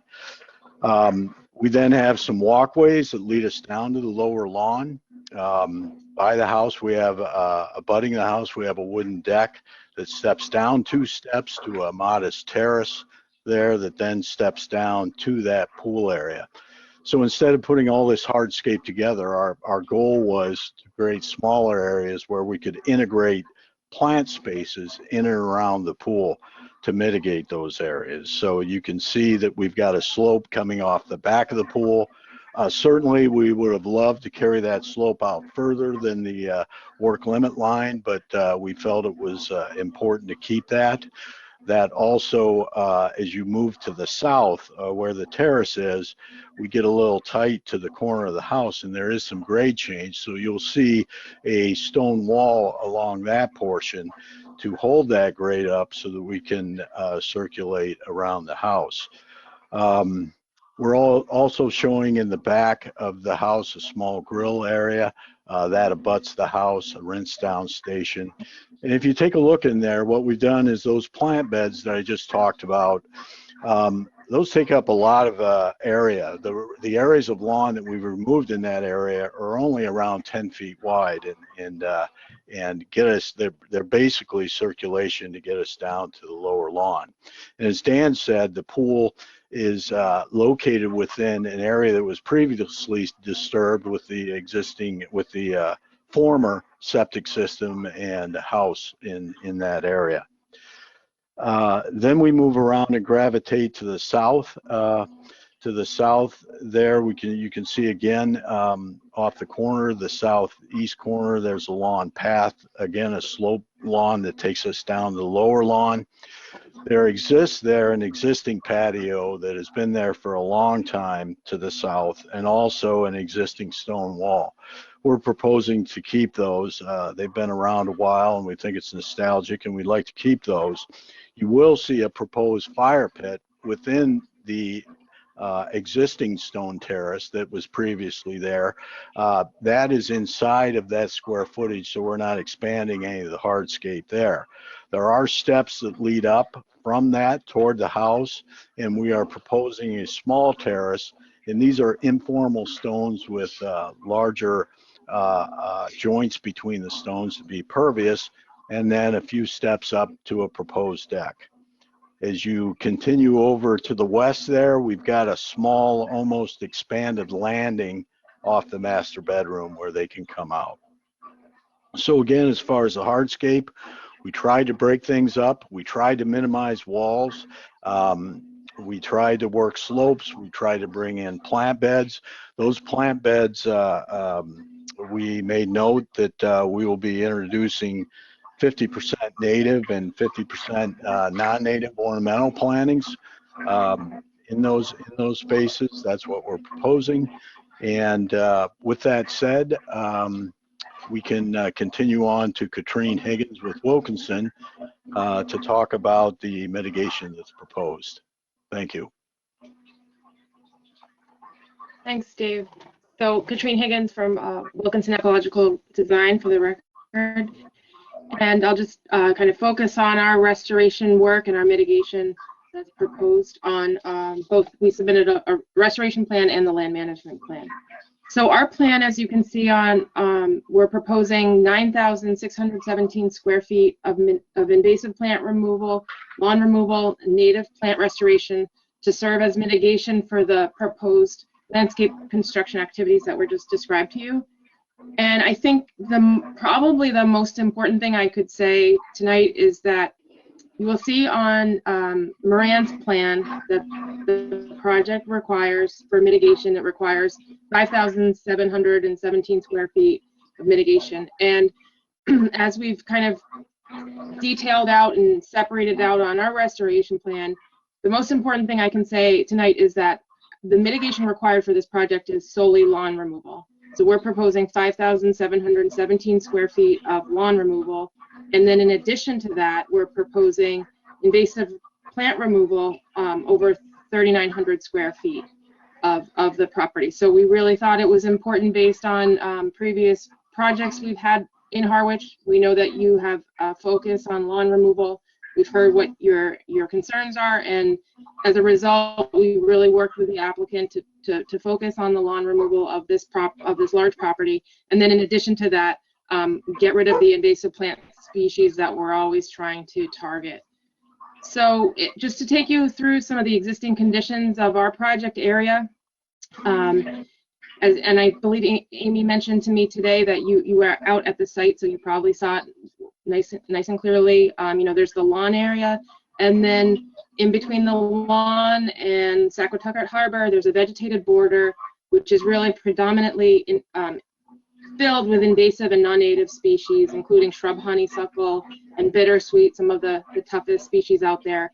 And they grow basically from property line to property line. So really that, when I talk about invasive plant removal, that's where we're focusing that work. And then if you saw to the western side of the property, there's a grove of pitch pine, including one non-native spruce and some eastern red cedar that are growing in a nice woodland area. And then as you move landward of that spot, you hit some more invasive species along that stone retaining wall, including privet, a lot of nice healthy privet, butterfly bush, rose of Sharon, and some non-native junipers. So we wanted to include that in our project area as well. And then on the kind of, if you're looking more towards Saquatucket Harbor, that BVW area is actually really the most intact plant community found within this property within jurisdiction. And you see species like salt meadow hay, seaside goldenrod, and high tide bush. So this work also is really in an effort to kind of protect and save the native plants that are within the marsh currently. So of course we're proposing to remove all the invasive species, the non-native species, by hand, really because of the resource area being so close. And we would immediately seed any exposed areas with a native seed mix that we've included on our plan. And in areas that maybe needed some stabilization, if it was a little bit more of a slope, we would blanket the area as needed with erosion, biodegradable erosion control blanketing. And then we would like to plant the entire area once the invasives are held at bay. You can see on our restoration plan, we're proposing 4 trees, 2 holly and 2 eastern red cedar. That would be a 2-to-1 replacement ratio for we identified 2 trees that we are proposing to remove. Both are in not good health. One is a non-native spruce that's in decline, and then a pitch pine that is in pretty severe decline. So in order we'd like to remove those and replace those 2 trees with 4 trees. And then as you can see on our restoration plan, we're showing 175 shrubs and herbaceous species, including shrubs like beech plum, black chokeberry, and bayberry. And then herbaceous species, so important for the pollinators, things like butterfly weed, little blue stem, baptisia, and switchgrass. And so really, I guess by focusing on this 9,600 square feet of mitigation along the BVW, removing the lawn, removing the invasive state-listed species, and replanting the area, we're really trying to create a thick vegetated buffer that will provide wildlife habitat. It will offer a food source and cover for wildlife. It will control potential soil erosion, and it'll capture sediment and allow stormwater runoff to infiltrate into the ground before it has a chance of moving towards Saquatucket. And with that, we'd all be happy to answer any questions. Thank you. All right, I guess we'll ask Amy for her summary at this point. Sure. Question first for David Hawk. The patios around the pool area, what are they going to be composed of? What's the drainage, etc.? You know, we look to do dry set masonry, like a stone at this point. So it will be dry set and pervious. As far as the drainage goes, the drainage pitches away from the pool. So in the largest area of pavement where the seating would be to the north, that water actually pitches back toward the house. And the other areas that are simply just walkways will go into planted space, the drainage, and that helps because we don't have any large expanse of patios, etc. So that's our goal, is just surface drainage in those areas. Thank you. Okay. So as stated previously, the regulatory resource areas here are BVW to the salt marsh and coastal bank. The grade does increase gradually here, so the top of bank is actually the flood zone line. And let's see, I went into that. So in this particular instance, that though the proposed work is within the 0 to 50 foot buffer of the technical top of coastal bank, which is floodplain, it is in my professional opinion that the wetland resource area of greatest importance here is the BVW and the salt marsh. BVW being about 90 feet away from the closest proposed new structure, which I believe I measured off to be the new wall. For this particular project, I am recommending you approve the variance for the work in the 0 to 50 foot buffer to the bank. Do you think the work is consolidated up nicely up by the house? And I think there is a lot to gain from this project in removal of the 5,000 some odd square feet of what was lawn in the past. I also do see the removal of the invasives in this location and planting of natives as mitigation. It'll be a nice transition from what is proposed as the kind of meadow shrub area, that's the mitigation area, to the kind of a lip that goes down to the BVW. That's the area that's highly invaded. There'll be a nice transition between there and the BVW, which is very intact. I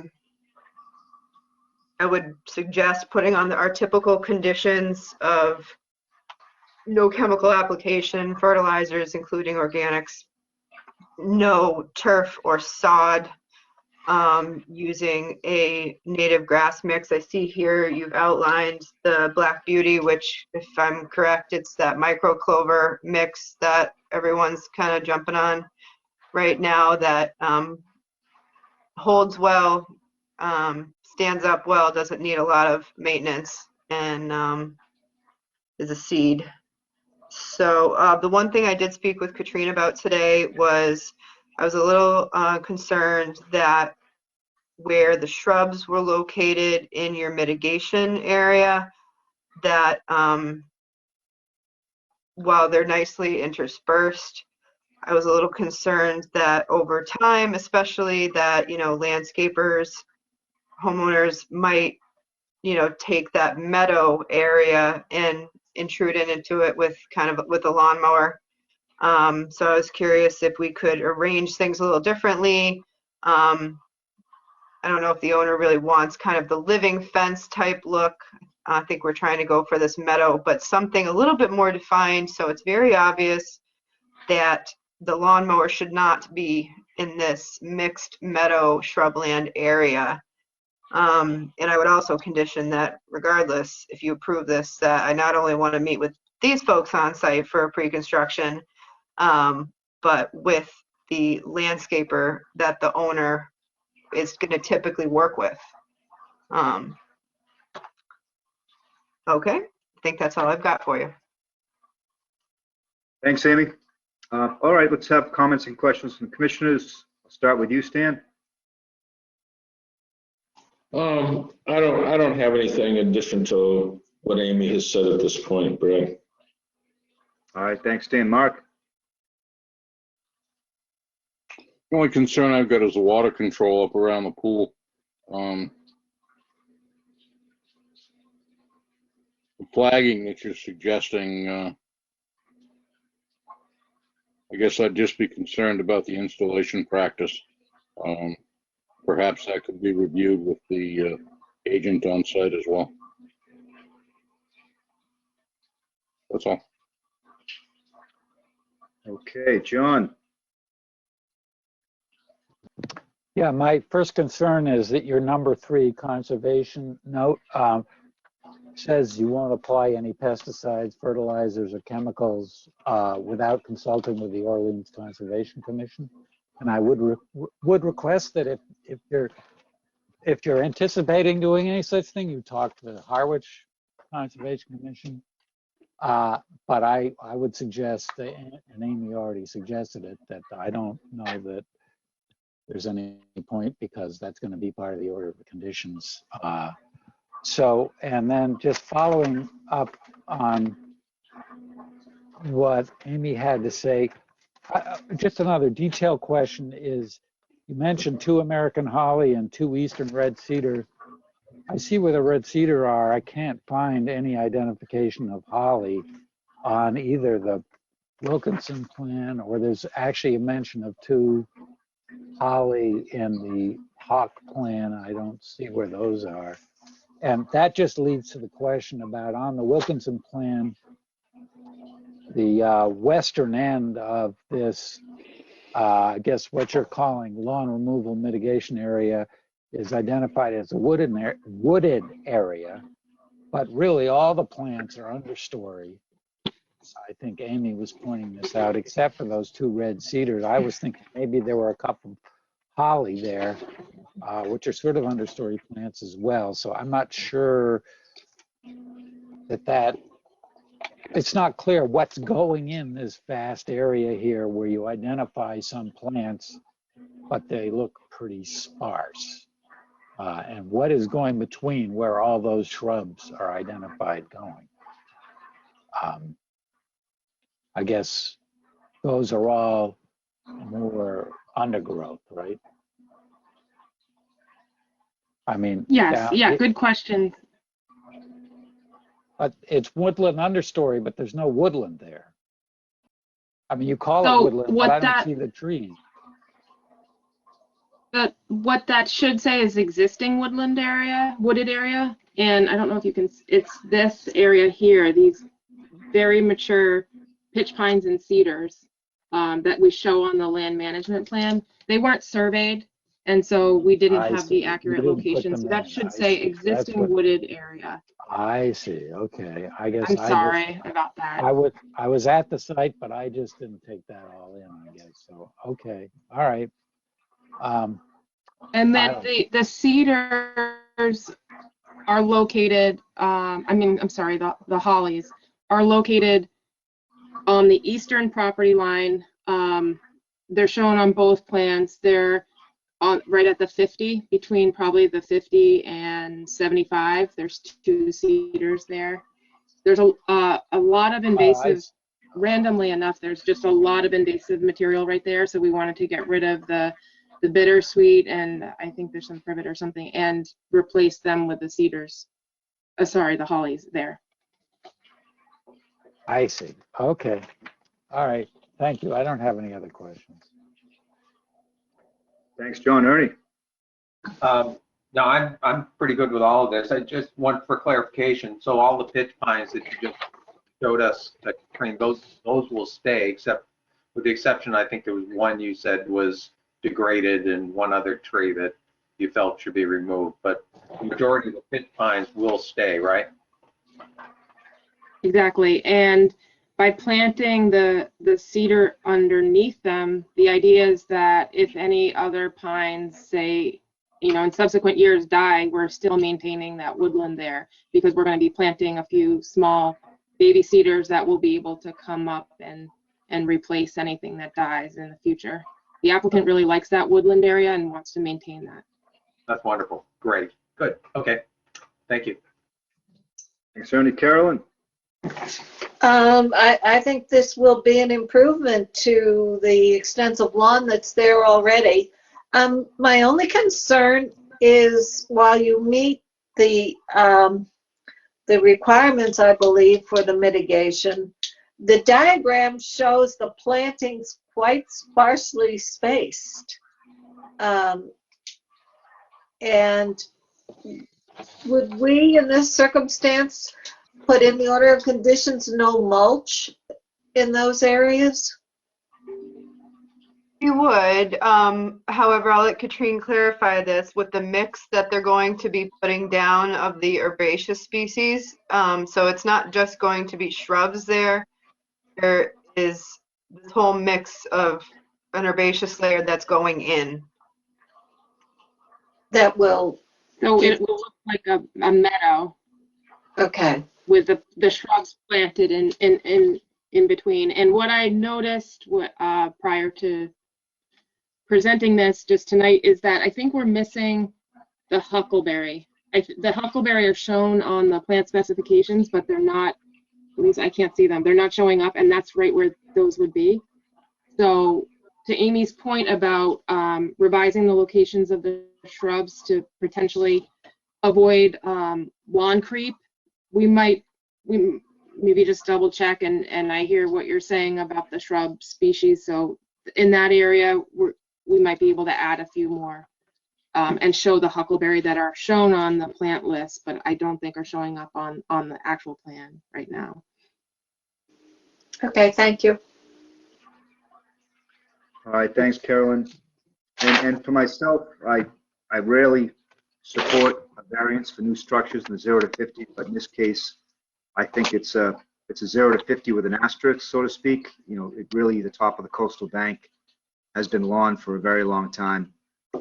And secondly, this project is really putting a lot on the table, I think, in terms of mitigation. And I really appreciate you focusing on the lawn removal as opposed to the invasive plant removal, which is beneficial, but I don't think it's a fair trade-off for new structures in the 0 to 50. So I think it looks fantastic. Amy's comment and Carolyn's comment on, you know, bulking up the border of where the lawn will come out, I think is very important. We've seen that encroachment occur numerous times over the years. And so, you know, one tool is to put stones there, but I think, you know, that would be the preference of the property owner. If they can do it without stones, that's okay, but the stones will certainly keep mowers from moving in there. And I think if we have a strong, you know, set of orders, you know, we can condition it so that we discourage that encroachment. So with those previous comments, I don't think I have anything new to offer. So I guess any comments from members of the audience? Any final points of clarification from anybody?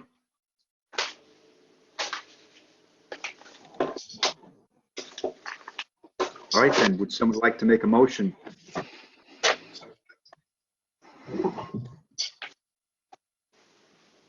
I'll make a motion to approve the notice of intent for 31 Mill Road.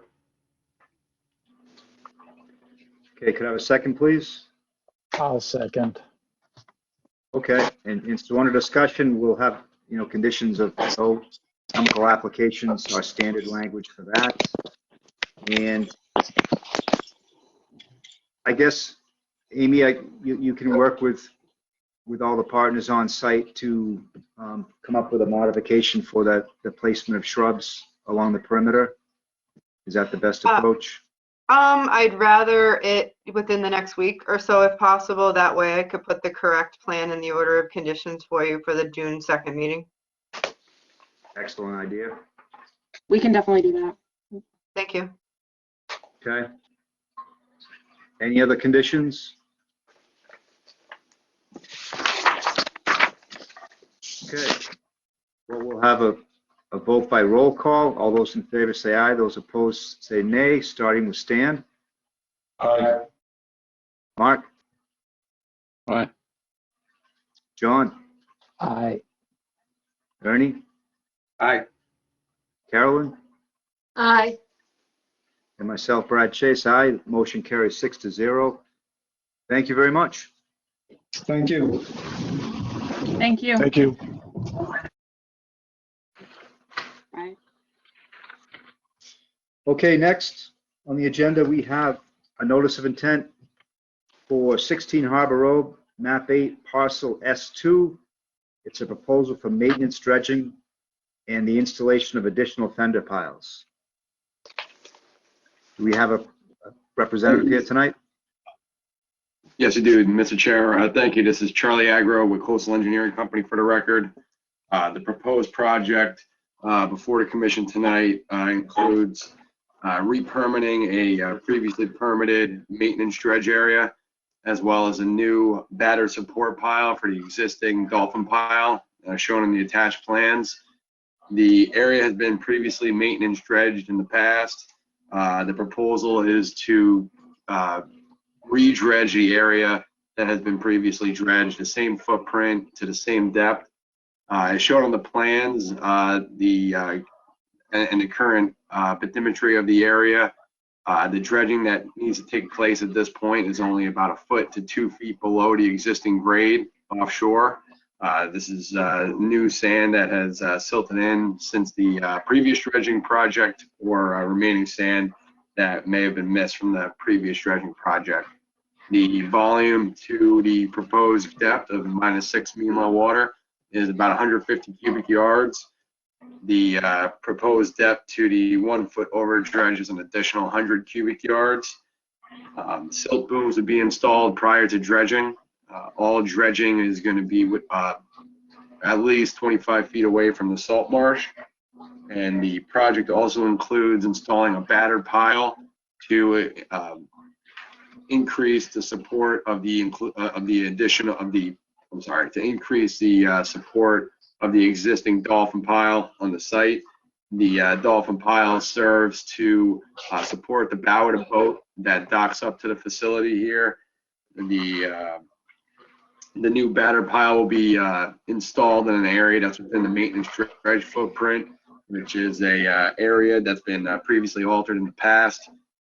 This project has also gone before the Waterways Commission, where they were, I guess, not opposed to the project. They voted, I guess, in favor of the project is their ruling.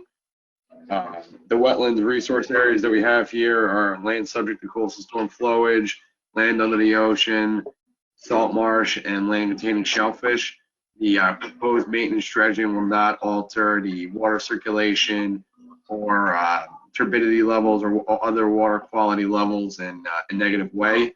Again, this is an area that's been previously dredged in the past, and we're proposing to re-dredge the area exactly as it was previously done. The dredging will not impact the salt marsh as shown in previous dredging projects. And again, the dredging will be at least 25 feet offset from any salt marsh. And the project shouldn't have a long-term negative impact on shellfish. As shown in a previous shellfish survey of the site, it was not a very productive site for shellfish in the offshore area. There were some shellfish that were found in the niche near shore areas where there's some sandier, silty material. In the offshore areas, it was previously found to be anoxic mud and very fine-grained material. Additional sediment samples were done on the attached plans, and the sediment characteristics were found to be very similar. In the offshore area, which is the sediment sample that has a label pointing to it, which is through section CC, we again found very fine-grained, silty, muddy material, similar to what was previously observed at the site. And in the sediment sample closer to shore, it was still a very fine-grained material, but it did contain a higher percentage of coarser-grained materials such as sand. If there's any other questions or concerns regarding the project, I'd be happy to answer them. Thank you. Amy, any summary comments for us? Sure. They have a current Chapter 91 and Army Corps of Engineer permit. Because they're dredging over 100 cubic yards, 153 is proposed, they do need to get a new 401 water quality certification. permit. I'd love to get a copy of that as well, and of the sediment quality that you pull out there, of the results. You are greater than 25 feet from the marsh. This area was dredged around 2015, 2016. Let's see, the harbor master, natural resource director, and waterways committee approved of this project. I do view this as maintenance dredging. This is about the frequency you would expect to probably have to dredge for this location. It is right adjacent, right to the Stone Horse, which is a highly used area as well. And I would recommend approval of the maintenance dredging for this project. Thank you, Amy. All right, comments? Any questions from the commissioners? Stan, you're up again. No further comments. All right, Mark. No remarks. John. No remarks. Okay, Ernie. Yeah, one question. Can you define what a dolphin pile is for us? Sure. A dolphin pile is a isolated pile that's off from a pier or any structure, and it's basically to provide anchorage for boats or additional stability for boats that are at a dock. Okay, because there's a single pile there right now, and my understanding of dolphin pile is like like almost a teepee of piles, 3 piles or more that were bound together. That's correct. Dolphin piles can consist of 3 or 4 piles bound together. I think any dolphin pile is basically just an isolated pile that aids in anchoring vessels. There's a few examples of dolphin piles with batter pile attached to them in Saquatucket. I think when you're looking, standing at the boat ramp and looking on the right-hand side, there's the ferry vessel that has a couple of dolphin piles with batter pile attachments on them. Okay, so the bottom line, the single pile that's there now, you're not replacing that with multiple piles. No, so that pile was installed fairly recently, and we're just looking to shore that up with an additional pile to increase the safety of the storage of the vessel. Okay, and then the batter pile, will that go, how close to the salt marsh will that go? So that is going to be, in looking at the plans, it's within the dredge area, and the whole dredge area is at least 25 feet from the marsh, and that includes the side slope. So looking at the plan here, it looks to be at least another 10 or 15 feet from that. So I'd say about 35 to 40 feet at least. Okay, so when you install that, it won't have any impact on the salt marsh? No, and it would be installed while the silt boom is in place, and the silt boom will be implemented around the full dredge footprint. So there won't be any silt producing or increased turbidity levels flowing into the salt marsh as a result of driving the pile. Okay, and then when you dredge, do you remove any shellfish that are in the dredge area beforehand? Prior to construction, we can consult with Hines. This is an area that hasn't previously had shellfish present. I can't attest to if there was any shellfish observed during the last construction of the project, but if that's something that Hines recommends, I think that's something we can, at a pre-construction meeting or maybe before a pre-construction meeting, we can work something out there. Okay. That's all. Thanks. Thanks, Ernie. Carolyn? No comments. Okay. I've got a couple. So to me, 2015-16, didn't seem that long ago to have the need to have dredging again. And looking at your profiles, you're not taking that much material from the deeper areas. It's more from the near shore slope. Any thoughts based on your professional judgment or the last as-built plans as to why you need to dredge out that near shore slope so soon since the last time? I'm not necessarily sure why. I haven't actually reviewed the most recent as-built plan. I'm looking at I reviewed the previous Shellfish survey, and it has a Google, it's actually a Bing map. So basically a Google Earth type imagery from 2010. And in that image, there's a clamshell dredge on site. So it looks like this was also previously dredged in 2010. So it does look like this project is about a 5-year, what's it called, time frame for when maintenance dredging is required.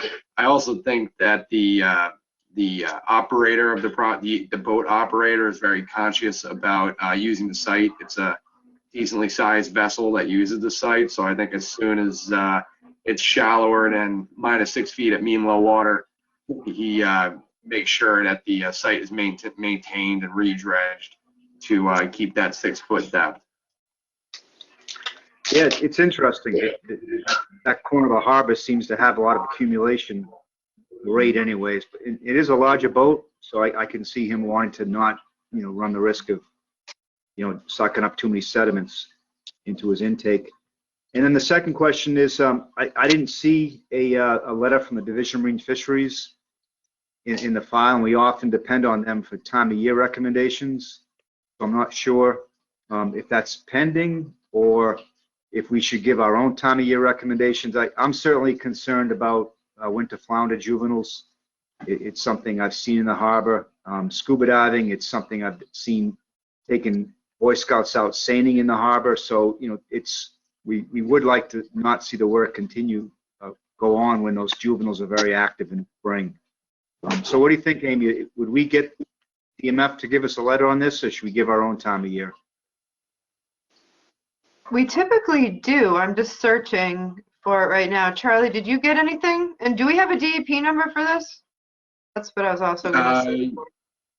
I'm not sure about a DEP number. I actually had thought about it to myself too before the hearing if we had a DMF letter. I don't necessarily remember seeing one. I know he sent a request in. Let me, hold on. Let me look for the DEP number because we don't have that. We can't close tonight anyway. Okay. Hang on one second.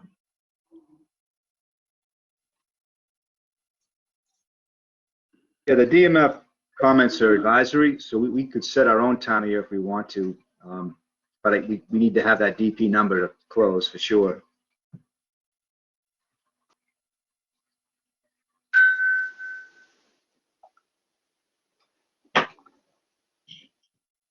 I'm checking my emails too to see if Sarah may have included the SE number here. We have an SE number. Okay. We can include our own time of year restrictions, or we can include in our language that the applicant is to comply with any time of year restrictions suggested by Division of Marine Fisheries. Yeah, I think either will work. I think, the period that I want to protect is probably what they'll want to protect, which is February 15th, right through, I think, June 15th. And so, as your friendly neighborhood fish biologist, I don't mind putting that in. So, just in case they don't provide a letter. And that makes sense from the project standpoint, I imagine. You would want to do this work, likely in the middle of winter or late fall anyways. Yeah, I believe so. I guess my only concern would be that if the DMF letter, once it's issued, if it doesn't include a restriction that isn't included as a condition, would we be able to potentially reevaluate those conditions based on receiving the letter? Because I do know that the applicant is looking to move forward and try to get things going with the Chapter 91 of 401 water quality certification, which is a lengthy process to be in time for next year. So I don't want to hold things up, but is that a possibility? Or if not, I think that will be an okay time frame anyway.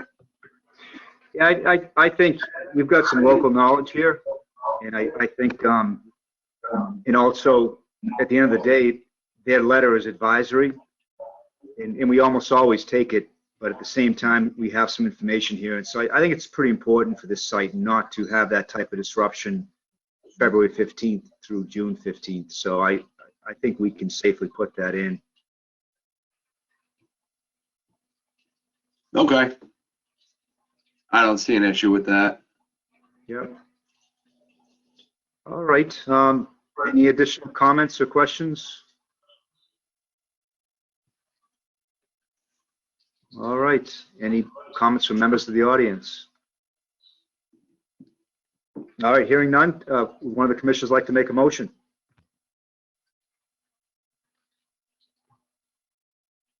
I'll make a motion to approve the maintenance dredging and the additional piles at 16 Harbor Road. Have a second, please. And can I just amend that, Carolyn, that it's only one ladder pile that they're adding to the existing Dolphin pile? Yes. All right. Do you want to second it too, Ernie? Sure, that's fine. I'll second. Okay.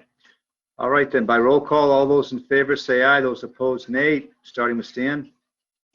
I just want to confirm, you did say we have a DEP number, Amy? Oh, okay.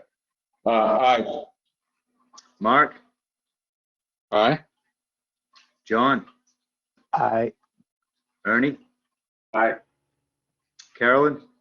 Aye. Myself, Brad Chase, aye. Motion carries 6-0. All right, thank you. Thank you very much. And Brad, you did say it was February 15th through what date? June 15th is what I would suggest. You know, DMF could come back at June 30th. It depends if they have other resources they're interested in. For me, it's that winter flounder that's real important, and that will protect really most of what else is there for juveniles, shellfish, and you're not going to be able to work past June 15th anyways in the summertime, I don't believe.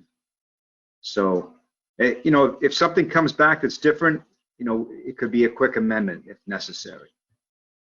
Sounds great. Thank you all very much. Have a good night. All right, thank you.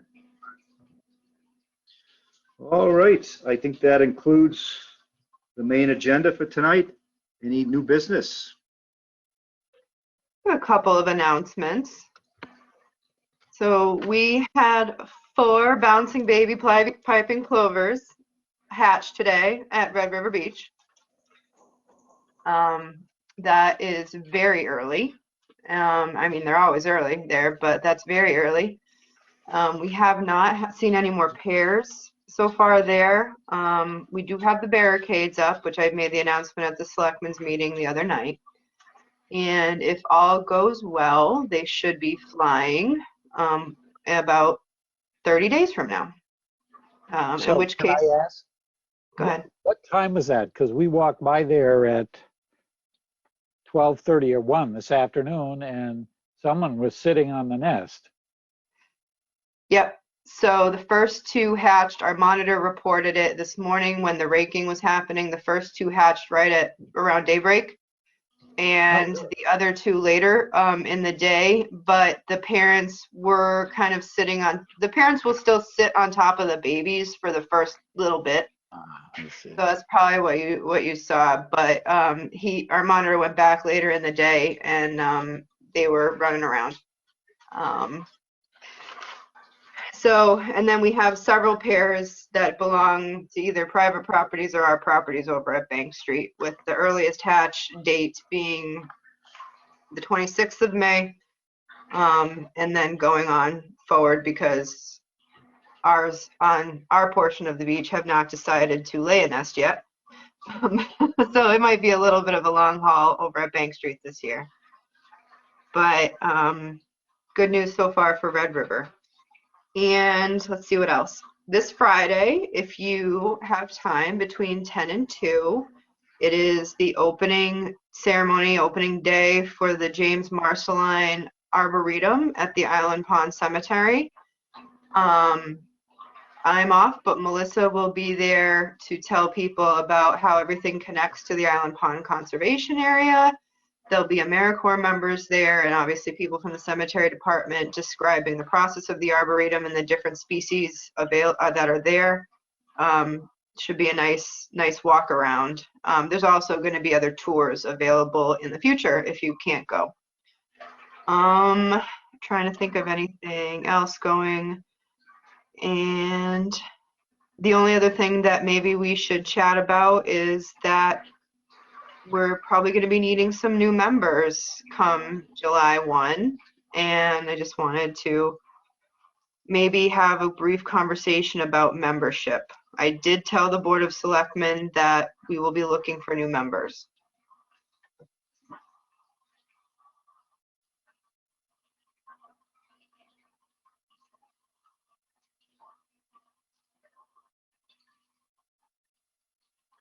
Any candidates available or have come forward? None that I have heard about right now. I did reach out to a previous member who had expressed interest, and I don't think it is a good time right now.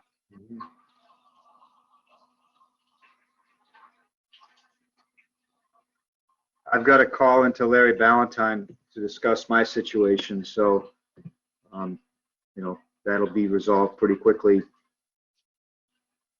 I just want to get his advice on whether it makes sense to stay on a little bit past June 30th, both to try to, you know, shape, you know, the management leadership, the commission, as well as to avoid loss of quorum, which to me is, you know, you guys are ready to go. And I think you don't really need me to show you guys what to do. I think this is a fantastic commission right the way it is, and with or without me.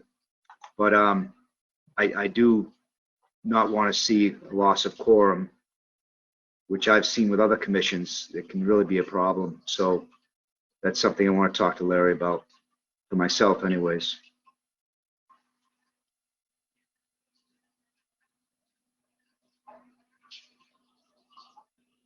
Is loss So- of quorum a risk here?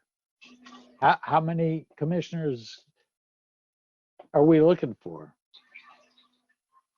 We Oh, will four. be looking for 3.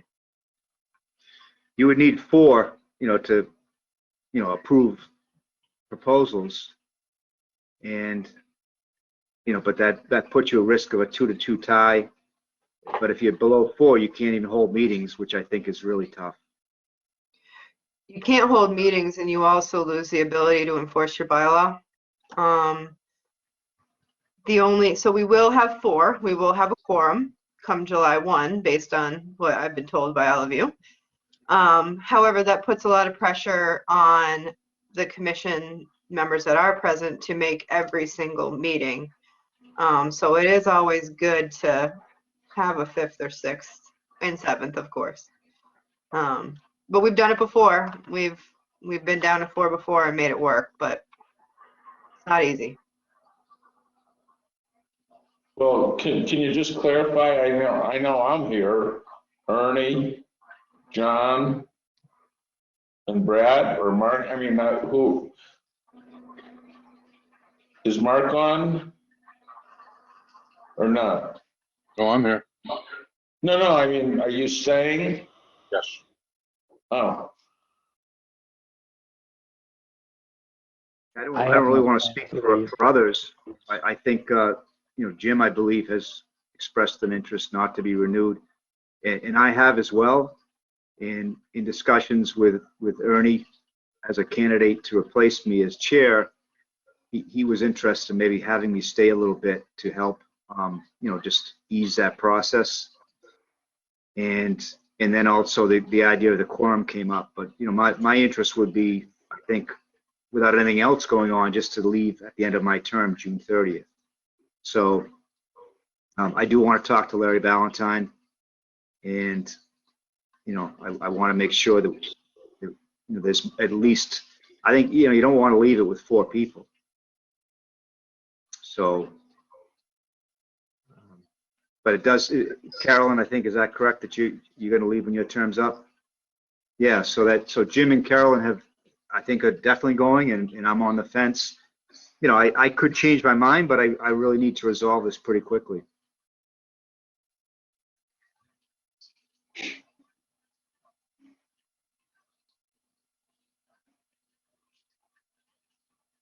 Amy, what's the advantage of having alternates if they can't vote?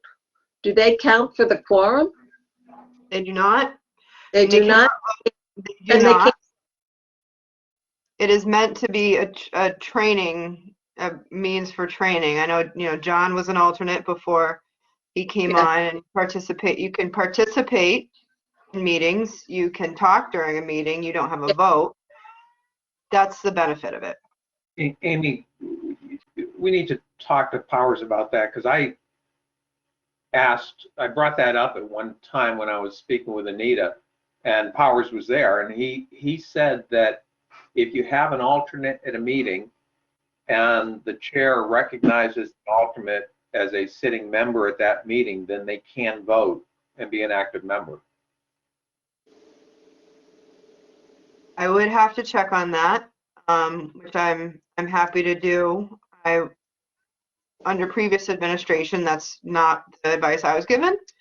And I have to make sure that, legally, that, the Wetlands Protection Act and everything else are basically, that it may not, what I'm trying to say unsuccessfully is that is the conservation different than any other regulatory board in that respect? So can I ask why that's even a question at this point? Do we have alternates? Is there an alternate right now? we have 2 alternates. Well, technically 1. Paula McGuire is an alternate.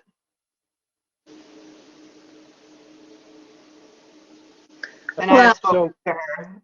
it would be a way of helping out in a pinch type of thing if the alternate could vote, and if the alternate was conscientious enough to review the previous hearings that were involved on the cases that were coming up for the 2nd and 3rd and 5th time. Why wouldn't such a person just become a member? I mean, if we have a full complement of 7 and there are more people interested in participating, I see the sense in having an alternate. But That is certainly, that's something to discuss as well with Larry, is that our alternates are not active alternates. And maybe we should clean that up.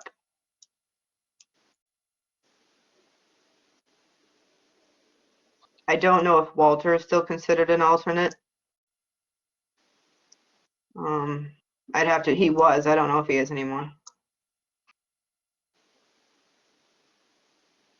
I have seen other towns have alternates vote, and I always thought they were allowed to vote, but it's definitely something to narrow down what the actual status is.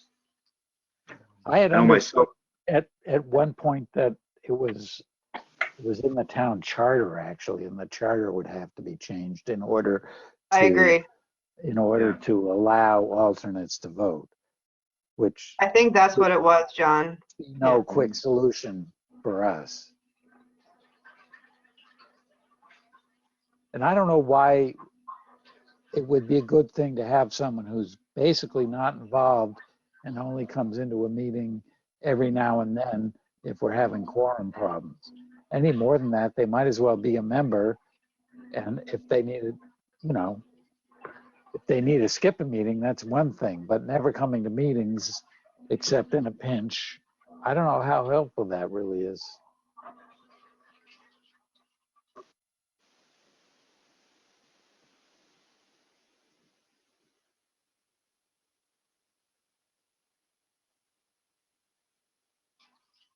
Well, I think what we'll do, Brad, you can think about it.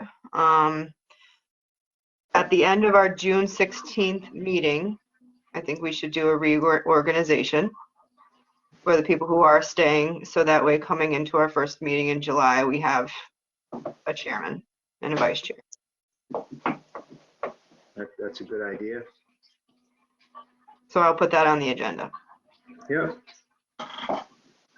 Yeah, I mentioned, Ernie, that, if I were to stay, I think I'd rather, pass on the chairmanship either way. And so I think that's a good idea on the 16th. But I'll try to resolve my status well before then. I hope to talk to Larry soon, and we can figure things out.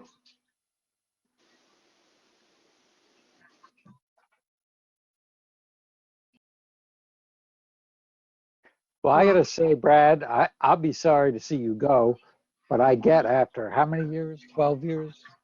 Yeah, 12, You and might need a little bit of a break. Yeah, I served in Salem for 3, so I've got 15 years under my belt, and Oh my. I've got a freshman in college and a senior in high school, and you know, there's some things I probably should be putting a little more focus on. So it'd be tough to leave. It's really been a good experience, and I think the composition of the commission right now is just so solid. You know, we've had some lean years, we've had some contentious years. I think it's, you know, every person in this committee could step up and lead this committee and do a great job with it. So, yeah, it'll be tough, but I think a break might be good. And I'm not going anyplace, so I'll be serving in some role before long with the town. So it's not a bad time to take a break. But your expertise has been invaluable. Well, thank you.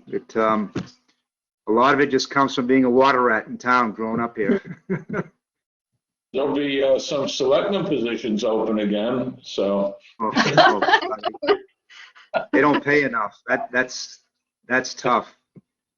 I'm thinking, you know, I don't know, CPC, Water Commission, Historic, something. Or maybe round 2 on this commission, who knows? But I'll take a little break and I'll do something else. And you know what? I could really enjoy volunteering for the commission. You know, over at the bogs, down at Skinnequit, you know, I think I'd like to help out in that regard too. So We'll keep your number in our Rolodex either way. that's right. Yep. I'll be around.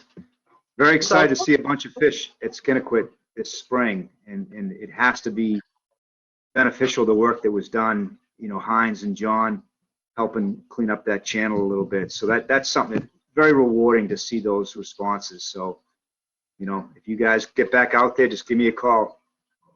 So we saw more half-eaten fish just downstream from Uncle Beanie's today.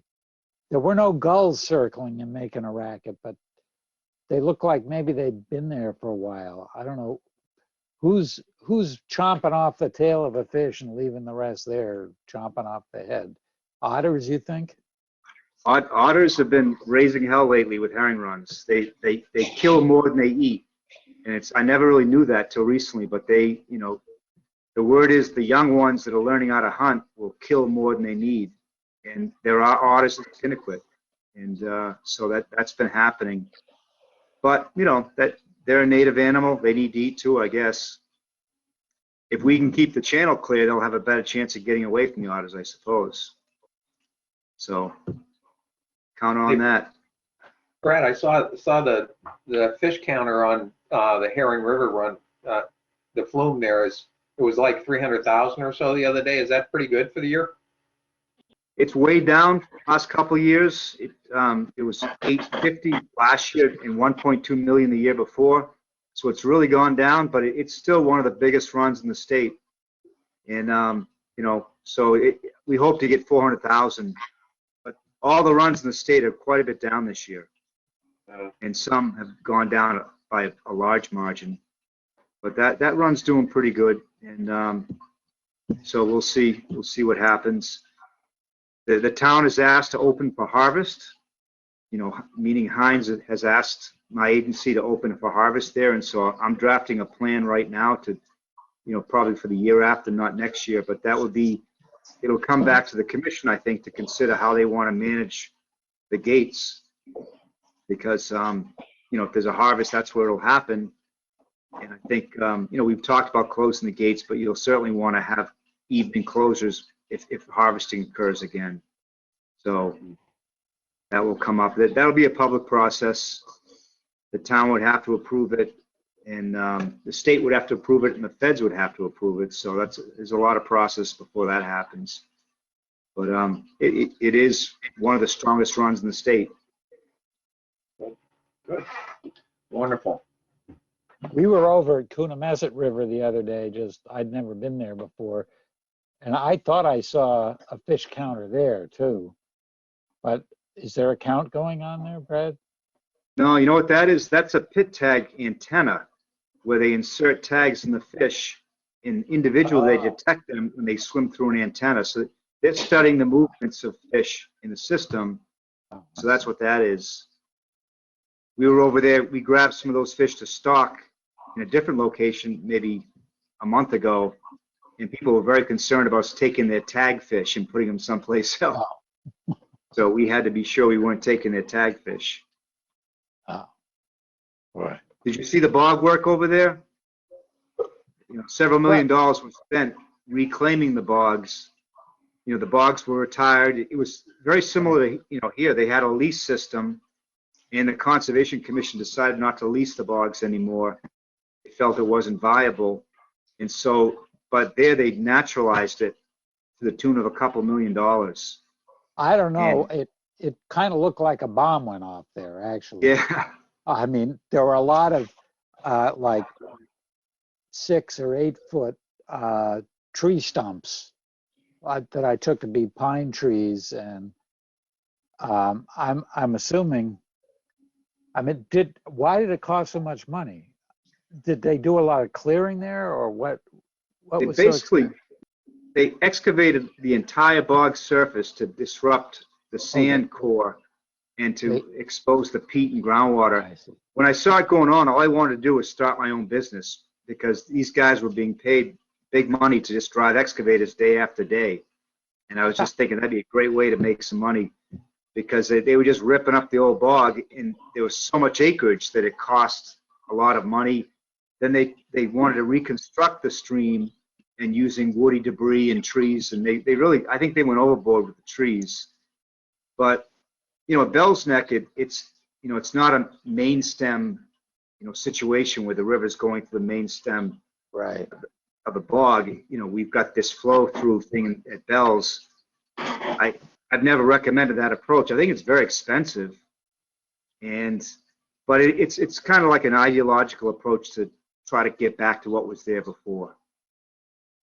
Well, it probably isn't what was there before now. Hopefully, I imagine it's going to take some years, right, for it to get back. Yep. It's a good example of, you know, what's considered natural bog restoration on Cape Cod, and it's really expensive, and you know, but it's going to be pretty cool. They got rid of a couple dams, and it could even be $3 million. It's a big project. Aren't there state grants for that though right now? They got a lot of state and federal grants.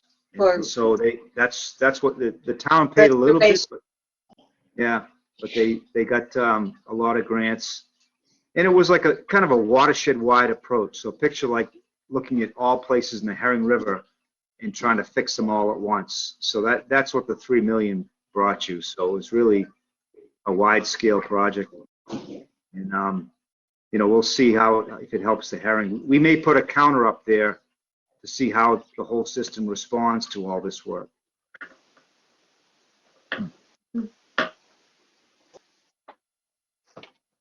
All right, folks, anything else?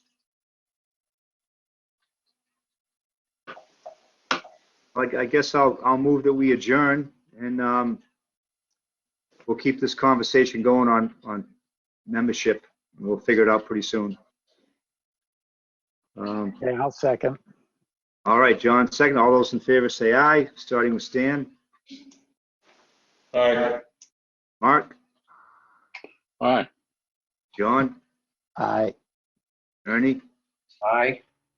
Carolyn? Aye. And myself, Brad Chase, aye. All right, we are adjourned, and have a good night, everybody. Thanks. Good night, everyone. Thank you. Good night.